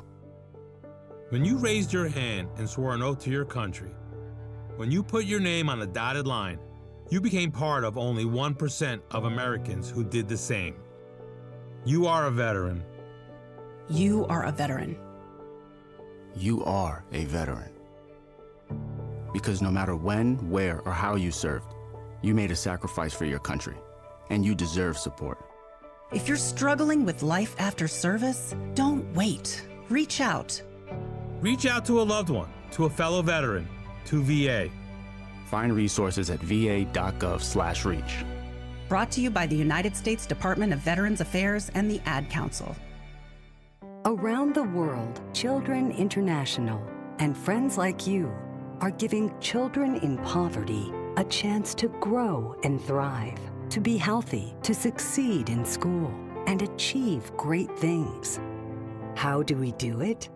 In the best way possible, by helping ensure access to healthcare, nutrition, and educational opportunities. And most importantly, by empowering youths and their families to get out of poverty and into employment through life skills, computer, and job training. The very tools they need to break the cycle of poverty and build futures full of promise. Because every child deserves a chance to realize their full and best potential. Learn more about how Children International is empowering children and families by going to children.org today. That's children.org. Attack and dominate. You're locked into Morning Juice. Sponsored by Riverside Bank of Dublin. Here's Bobby and Tito. All right, it's Bobby. It's Tito. And now, in addition to Bodie, it's this guy. A guy who considers himself the mayor of Laramie, Wyoming, who holds the shuffleboard record at the Ranger, and most impressive, the commissioner of the Central Ohio Two-Man Scramble League. Here's Austin Ward. Austin Ward joins us here now. Austin, vacation time's almost over. Spring football gets underway here very soon. You could ask Ryan Day one question right now. What would it be? When was vacation, Tito? Oh, whatever.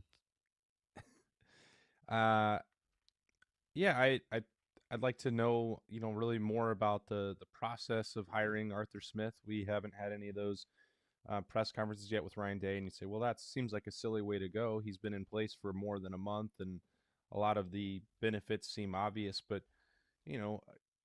I think that's one of the more, if not the most fascinating changes, developments, enhancements to the Ohio State program, because they created a new spot for it in terms of the way that college football coaches are and the staffs are structured.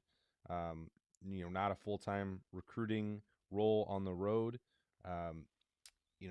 What led him to this particular candidate in Arthur Smith, what he expects this spring to look like with him, what he's hoping to get out of his influence on the offense. How that puts him back in a position, Ryan Day, to be the CEO of the Buckeyes that he wants to be. I think that there are a ton of angles to pursue there with Arthur Smith, and getting back out there on the practice field on Tuesday, I'm really excited for it. I think this is some camps, you think about like 2 years ago, going into the first day of spring at the Woody Hayes Athletic Center, you knew there were no real jobs up for grabs.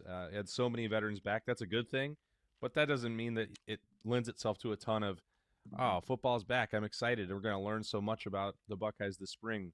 This is one of those where I think there's a bunch of subplots to follow, a bunch of changes that we could see, a bunch of fresh faces that are going to be competing for jobs, and a lot of maybe, transition going on there on the defensive side of the ball particularly. But, what Arthur Smith's role will be helping lead this offense, coordinate the offense, I think is going to be well worth watching.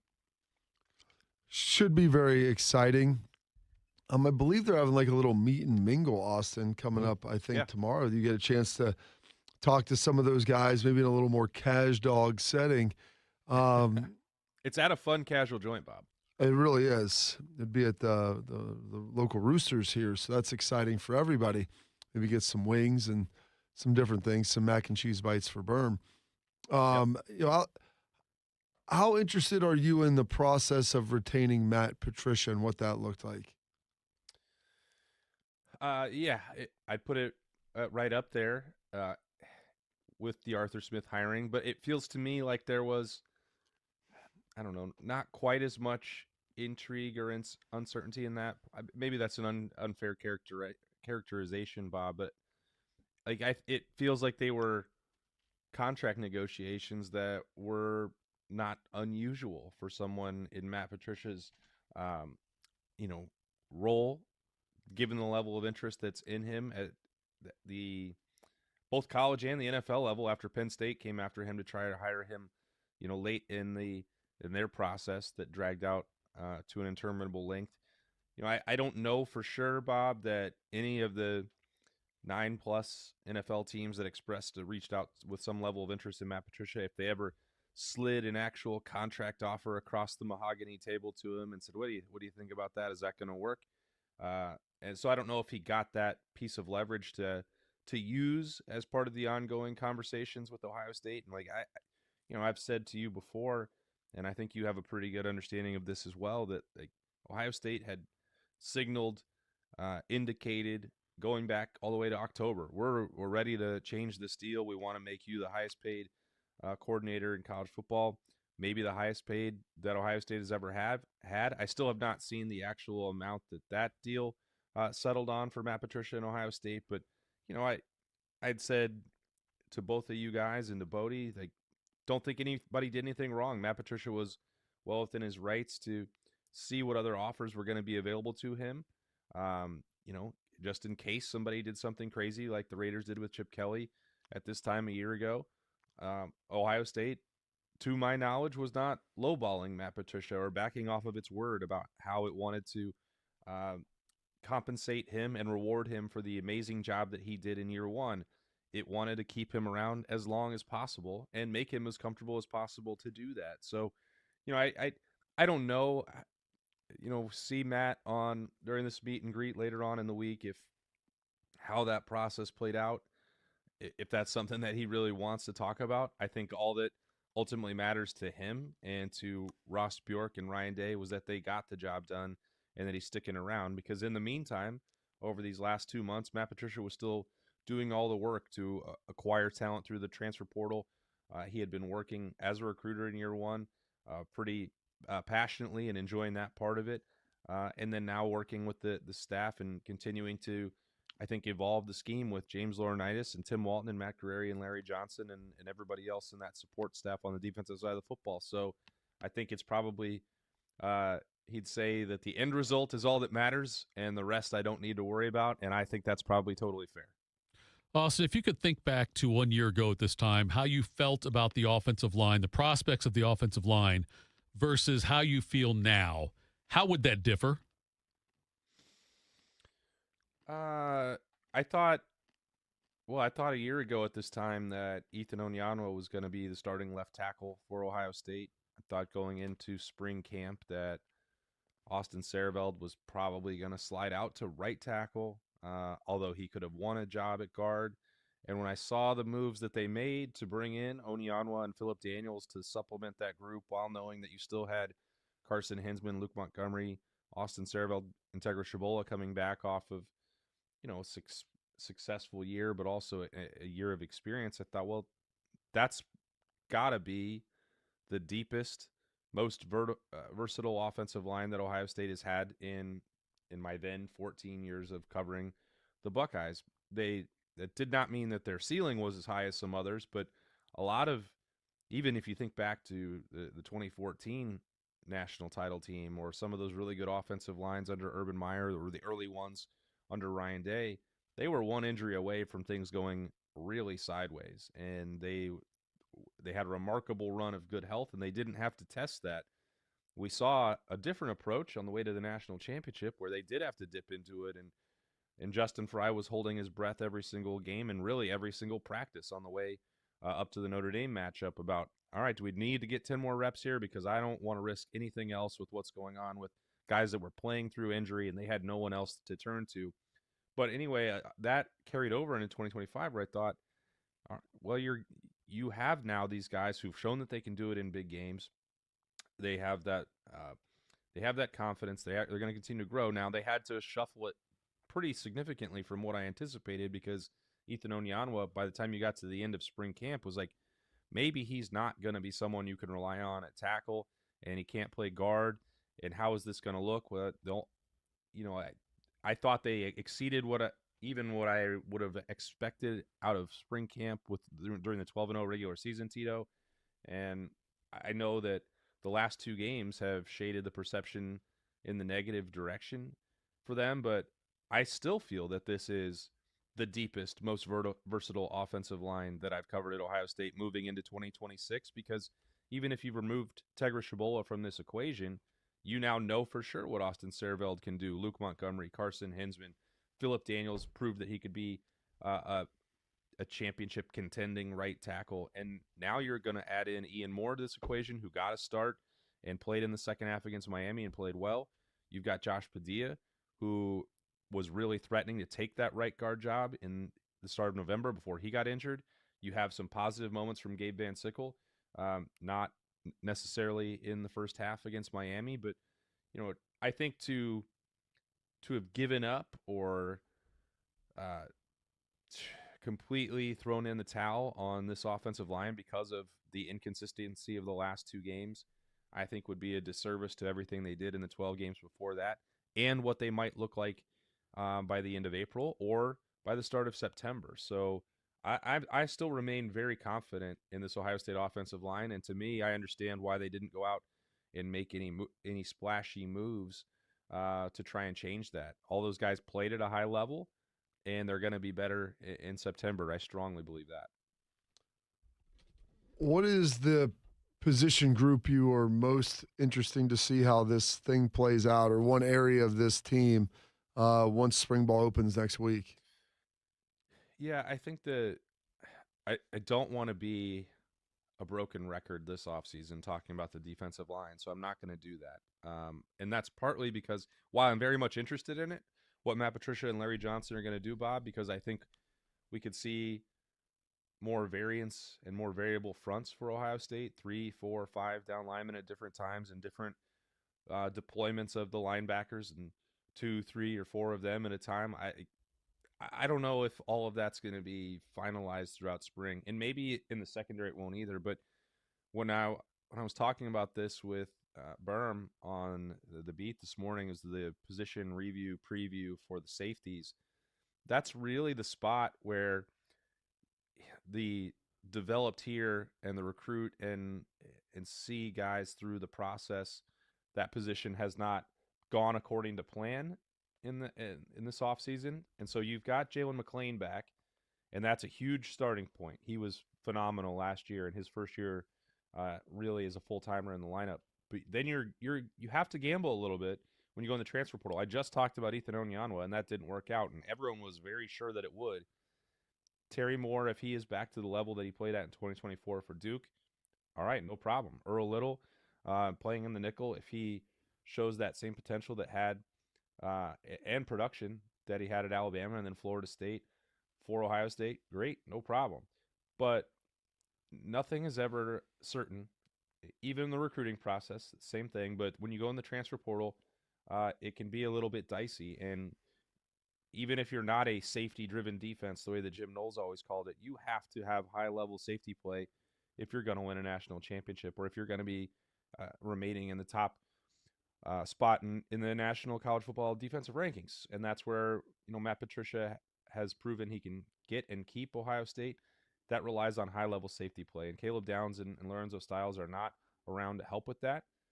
Those are significant losses. And so it's twofold a little bit. Is Terry Moore really back to that 24 level? Earl Little, is he going to be comfortable in that nickel role? Is there anybody else that, could make a step forward there? Leroy Roker got involved in the dime package against Miami, so he got a taste of that experience, and he was, based on that, ahead of some of these other guys that Ohio State lost in the transfer portal that people were really excited about, namely Fahim Delane. Blaine Bradford is on campus now. I think there's a ton of expectations from Matt Guerrieri for what he might be able to do right away. Does he just immediately slot into a number 2 spot on the depth chart in the secondary? I don't know, but that's what we're going to get to find out starting on Tuesday. So I'm more attuned to the safeties than I've needed to be in the last couple years, because Caleb Downs made that really easy, and you could kind of take that spot for granted in some ways. That won't be the case as they go through March and April here in the Woody. He is Austin Ward, one half of The Beat. The podcast you can catch on 10 TV Plus, everywhere your podcasts, listen, like, subscribe, all that. Austin, get you out here on this one because we had a conversation yesterday about Santonio Holmes, wondering if he was conceived in San Antonio, and that's why they named him Santonio. Austin Ward, were you conceived in Austin, Texas? Don't believe that I got or asked for those details from my parents, so that I don't think that's the case. Okay. I believe that would be Tulsa, Oklahoma, but I don't know where they took their vacations or what the details were when they were on the road, my parents. If they want, actually, I'll give them the ability for you to reach out and converse with them if you really need to know, Tito. But I'm still good now. My birthday was Saturday. What happened 9 months before that, 43 years ago, that's their business, and I hope it was a great time. Catch him. He's one half of The Beat, Tulsa and Berm. Thanks so much for the time. We appreciate it, Bub. We'll talk next week. See ya. All right, that was Austin Ward joining us there. Coming up next, we'll wrap things up. Tell you what's got us juice. Morning Juice. Raise your hand if you're excited about feeling older faster than you should. No takers? Yeah, I didn't think so. Ongoing pain makes you feel older than you are, but here's the good news. QC Kinetics patients right here in Columbus, they're getting relief right now, feeling younger and jumping back into life full speed ahead, and that didn't happen in an operating room. My friend Dr. Ray Tesner and his team use the latest regenerative treatments backed by real science. Treatments that take the tiny, powerful healing tools inside your body, concentrate them right where you need the relief the most. This is how I was treated. I had a knee issue. I went in there. We had a consultation. I went through a series of treatments. And you know what? After a handful of months, my knee started feeling better and better until I was able to get out there and do the things I loved again. It's all true. It's all real. The sooner you get started, the sooner your inflammation eases and the sooner you'll start feeling better again. So find out if you're a candidate at your free consultation at qckinetics.com/Columbus or 380-208-4544. You know what hope is? Hope is action. Carving a path forward, even when it's hard. And kids who still know how to dream. They're the best pathfinders of all. So at Child Fund, hope means helping millions of children living in poverty worldwide to grow up healthy, educated, skilled, and so all those good things can come true for them. Safe. And that means safe at home, safe at school, and safe online. Hope means walking this path together. All of us. Because when we work together, we can do so much more. That's right. Hope includes you. Child Fund, because we need each other. To learn how Child Fund works with children in 23 countries to help them achieve their full potential, Visit childfund.org. That's childfund.org. People don't realize that glaucoma is one of the leading causes of blindness. Because there are often no early symptoms, nearly half of those with glaucoma may not even know they have it until vision loss has occurred.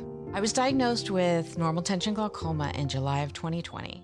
And what we found out at that point was I had already lost 40% of my sight. And you think it only affects people that are, 75 or older, retired, grandparents, and that's not the reality of it. I didn't think at all glaucoma was going to affect me because I didn't know of anyone that had glaucoma, no one in my family. When you have glaucoma, you can't get back that sight that you lost. And so early detection and treatment is vitally, vitally important.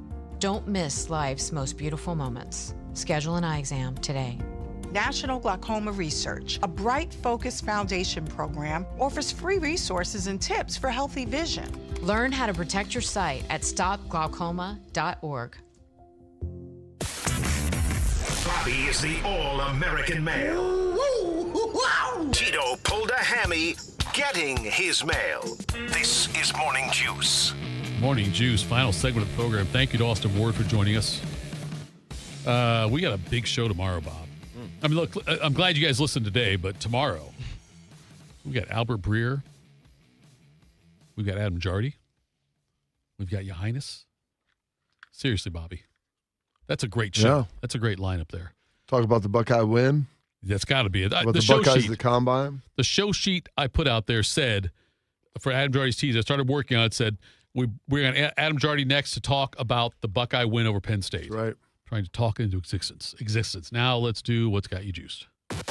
What's got you juiced? Sponsored by Newman Roofing. For all your roofing, gutter, or siding needs, call Newman Roofing today at 614-NEW-ROOF or visit online at newmanroofing.com. So Wednesday, Houston, you go first.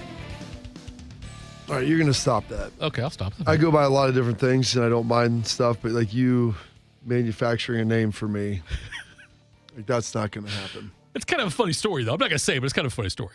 It's my mom gets overextended in her what she thinks her leverage in life is.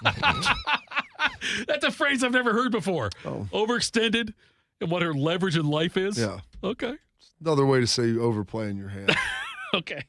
So, yeah. So what's got me juiced today? I mean, I guess finding out this weekend, I mean, both of my boys will be playing basketball at the same location in a pretty responsible time frame. So I'm pretty excited about that, getting a chance to watch all their games and see all that stuff. And they're Dublin Soda. My daughter has a lacrosse scrimmage that's at Worthington Kilbourne.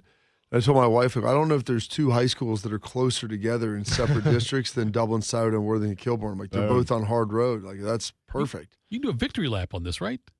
Well, I mean, it happened to work out like that. So it's a nice deal. Excited for that. So it should be a fun weekend, trying to figure out everything that's going on with that. They got spring ball starting next week, and watching those guys finish up their mat drills and their off-season conditioning and programming should be fun here for the rest of the week. I got classes to teach today, and I wouldn't say overwhelmed, but my daughter had a lacrosse game last night, and it was beautiful outside if you like 45 and rainy. Romantic. It was fantastic. So sitting in that kind of sapped my energy, and got home, took a hot shower, felt a little better, got some sleep, but just a little tired today, and I've got 3 classes to teach. The first time I've ever taught 3 in a day. So You got 3 to teach today? Yeah. Holy cow. Yep. So that's how it goes. It's 3 a day, twice a week. So How long are the classes? about 80 minutes. Oh. So that's 4 hours. Yeah. It's called work. First of all, don't. No, we're not going to do that. No, I'm just I saying. don't mind it. Just walking around. I'm impressed, Bob. I've been doing it for 7 years. I didn't know you did 3 classes a day. I did 2 for a long time. Okay. We did 1 the first year, but I've been doing 2 the second year since then. So I was thinking it was a 42-minute class, and that was it. But no. Okay. This is real school. Okay. You didn't come here to play this. I got you. Tito. Came here to play radio. Came here to play radio. So I've got that going. That'll be fun. I'll be relieved at 5:15 when it's over for the day, and take a deep breath and get a couple more classes next weekend before we get spring break, which is right on the horizon. So juiced about all that, and juiced about the Buckeye game tonight, and hopefully they'll be getting a nice victory against Penn State. And zeroing in on Indiana this weekend as they come back to the shot to hopefully lock up a NCAA tournament berth. So we'll see how all that goes, but that all has got me juiced. And the fact my boy Schleg's, his son Hunter, they went to the Blue Jackets game last night, which was great, taken care of by our guy, Mr. Rick Nash, who is the best. So excited for that. And the Jackets got a win, which was awesome. I checked that before I went to bed last night. I watched the beginning of it. I'm like, hopefully they pulled this thing out and didn't have to go to overtime and, almost pee away a lead late in the game. Took care of business, got the 3-2 win. So like that. So that all has me juiced. Bodie, with that being said, what should I got to say? Fluff me up and my intellect. That's just what we need. Bunch of fluffers. You like how I said that, just kind of really nonchalant? I didn't want to get too juiced on that. I really wanted it to sink in. Carpu is more ready for spring ball. The players, after going through winter workouts, or Schleg's voice, who needs a little bit of a break from the. Oh, for sure, Schleg's voice. Okay. He is running on empty. That's what I figured. What has me juiced today, guys? Kind of short and sweet for me here. I'm with you, Carp, a little bit. I'm kind of glad it's already Wednesday. I don't have nearly as much going on after work, after the show today as you do. I'm going to go home and take a nap. A little bit Sounds awesome. It does. I'm really looking forward to it.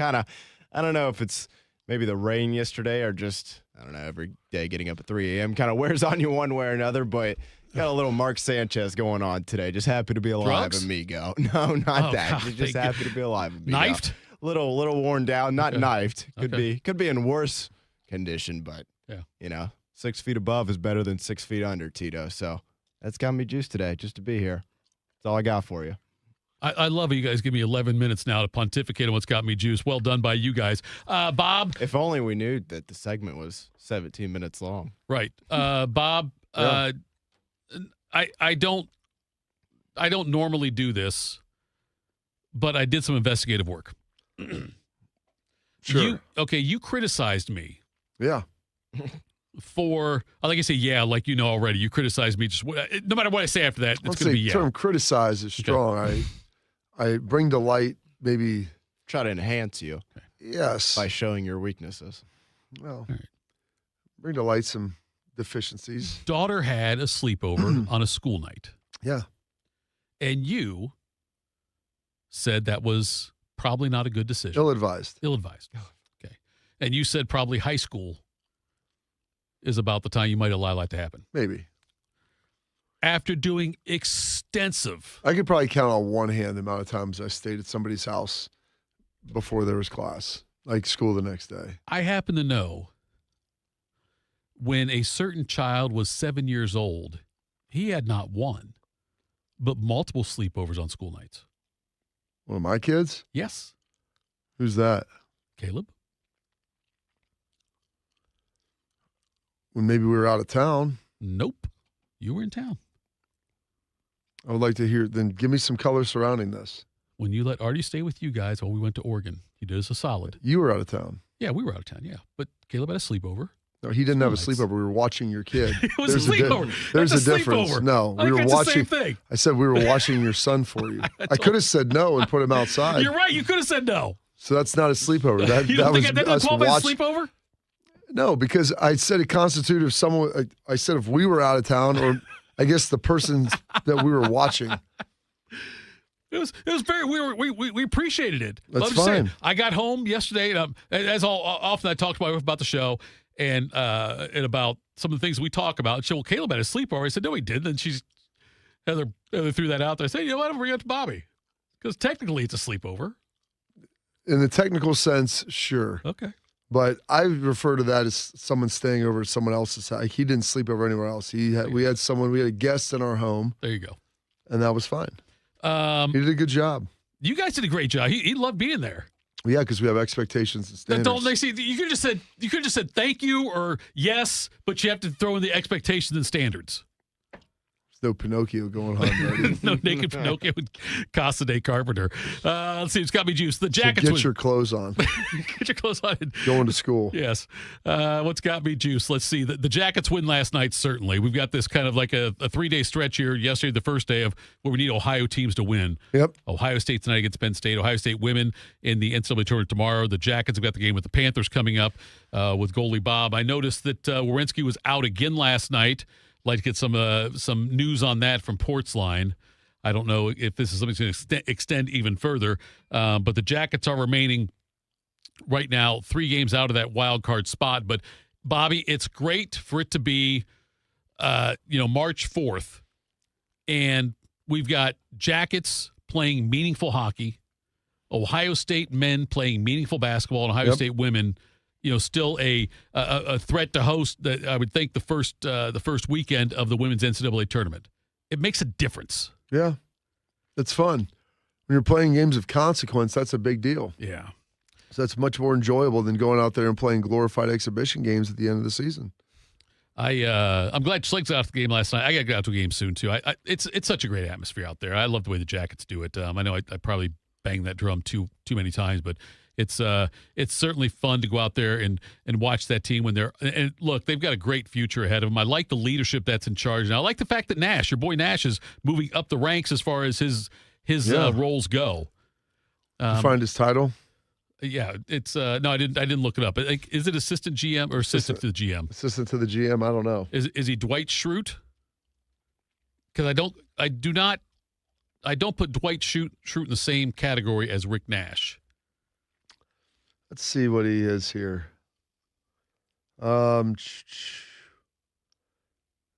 Elite prospect. I don't know. I'm gonna have to look. What does he? Here we go. Let's see what they can. Director of Hockey Ops. Okay. There you go. Director of Hockey Ops. Okay. Promoted to Director of Development 2 years ago, and then now he served as Director of Hockey Ops since 2024. I wish I could like him. So that sounds pretty. Why don't you like him? Because it's going to be some sort of irrational reasoning. No, I think what I'm about to say, Bobby, is very rational, and I think anybody out there with a rational mind would think this is rational. I'm excited to hear what it is then. I've known my wife for 20 years. Sure. Married just recently, Bob. We passed that 12-year mark. Congrats. Thank you very much. I appreciate that.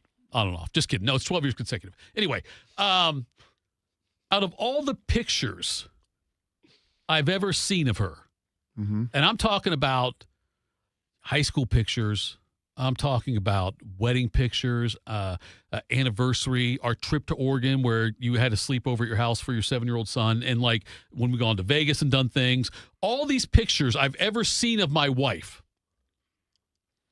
the biggest smile on her face I've ever seen is a picture she took with Rick Nash.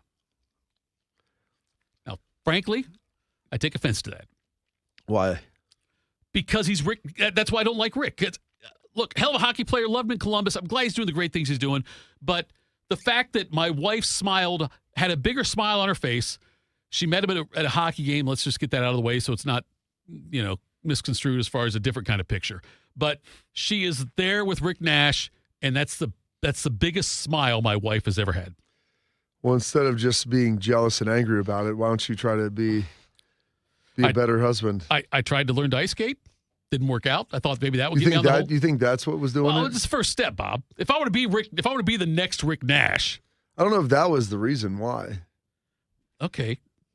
I'm just saying though, Bob, that part bothers me. And that's why I can't fully embrace Rick Nash. Is it that, or is that because he enjoys playing in international competitions for his teams, for his country? No, Bob, because I told Rick his kids have to play for America too. Hey, all these Canadians that stayed here. For a winner? That's why all these Canadians that stay here, I go, you do realize, and they married American women. I go, your kid is half American and they live here, so I'll be damned if they're going to go put on some Leaf jersey, second place Leaf jersey, and go play up there for the Great White North. Okay, so like Foligno kids, Nash kids, you expect them if they're at that level to play for the U.S.? Yeah, I do. Do they agree with you or disagree? Well, we'll find out. I'm just saying, Bob. I don't know. I mean, they're Canadians first. He is. Their kids aren't. That's interesting. I wonder about that. Who do you play for? Play for the United States of America. That's who. That's right. Their moms are American. They all married American women? Yeah. At least most of the guys I know. I mean, I'm not sure. I think Foligno's wife is American. Yeah. Dorsey's wife is American. Nash's wife, Jess, she's an American. That's interesting, Bob. I never even thought about that. These Canadian hockey players that come down here, they love Columbus. They all talk about how great it is. That's why they stay here. They retire here and all that. Marry girls from Ohio, and then they stay here, and it's great. So their kids can stay and play too. Will they be considered traders by Canada? I'm not worried about them up there. They got plenty of. They got plenty of things to worry about. Plenty up there to worry about yourself. Sure, Bodie's got some kind of cut for that one. Yes, nonetheless, yes. So also what's got me juiced then is we got the basketball tournament stuff resolved. Not terrible. You worked out okay for you and your kids. Worked out okay for me and my kid. We're Worthington Christian. We're close by. There's worse things. Yes. We don't have to go to Newark like we were worried about yesterday. I don't think Newark was ever in the selection set. I got some bad intel on that. I read off the locations too yesterday. Someone trying to rile you up. That's what it was. Someone's trying to rile you up by saying Newark on there. No, it's fine. I don't have a problem with Newark. I have a problem if one kid's playing in Newark and the other kid's playing in Worthington or in Hilliard. Like, why? I'm going to miss my kids' games on Saturday. I got a radio show to do. There you go. So that's okay. It'll probably be better. Actually, you know what? That could be addition by subtraction for my son if I'm not there on the sidelines. He'll quit fake limping around. I got him a knee brace. Putting on the show. You got him a knee brace? Well, like a knee padding, knee protection thing. What's wrong with that? Okay. Just he hits the ground a lot, Bob. Just a little extra protection. That's all. You think you might be indulging that? I offered that suggestion up, and it was shot down by my wife. Exactly, because that's her job as a mom. Your job as a dad to make him tougher. Her job is to love him. That's how roles are usually spliced out. Yeah, we started this conversation way too late because now we got to get out of here. But big show tomorrow. And by the way, maybe we'll continue this talk about my role as a father with the making sure my son is a man. Well, that's a hell of a tease right there. We'll talk tomorrow.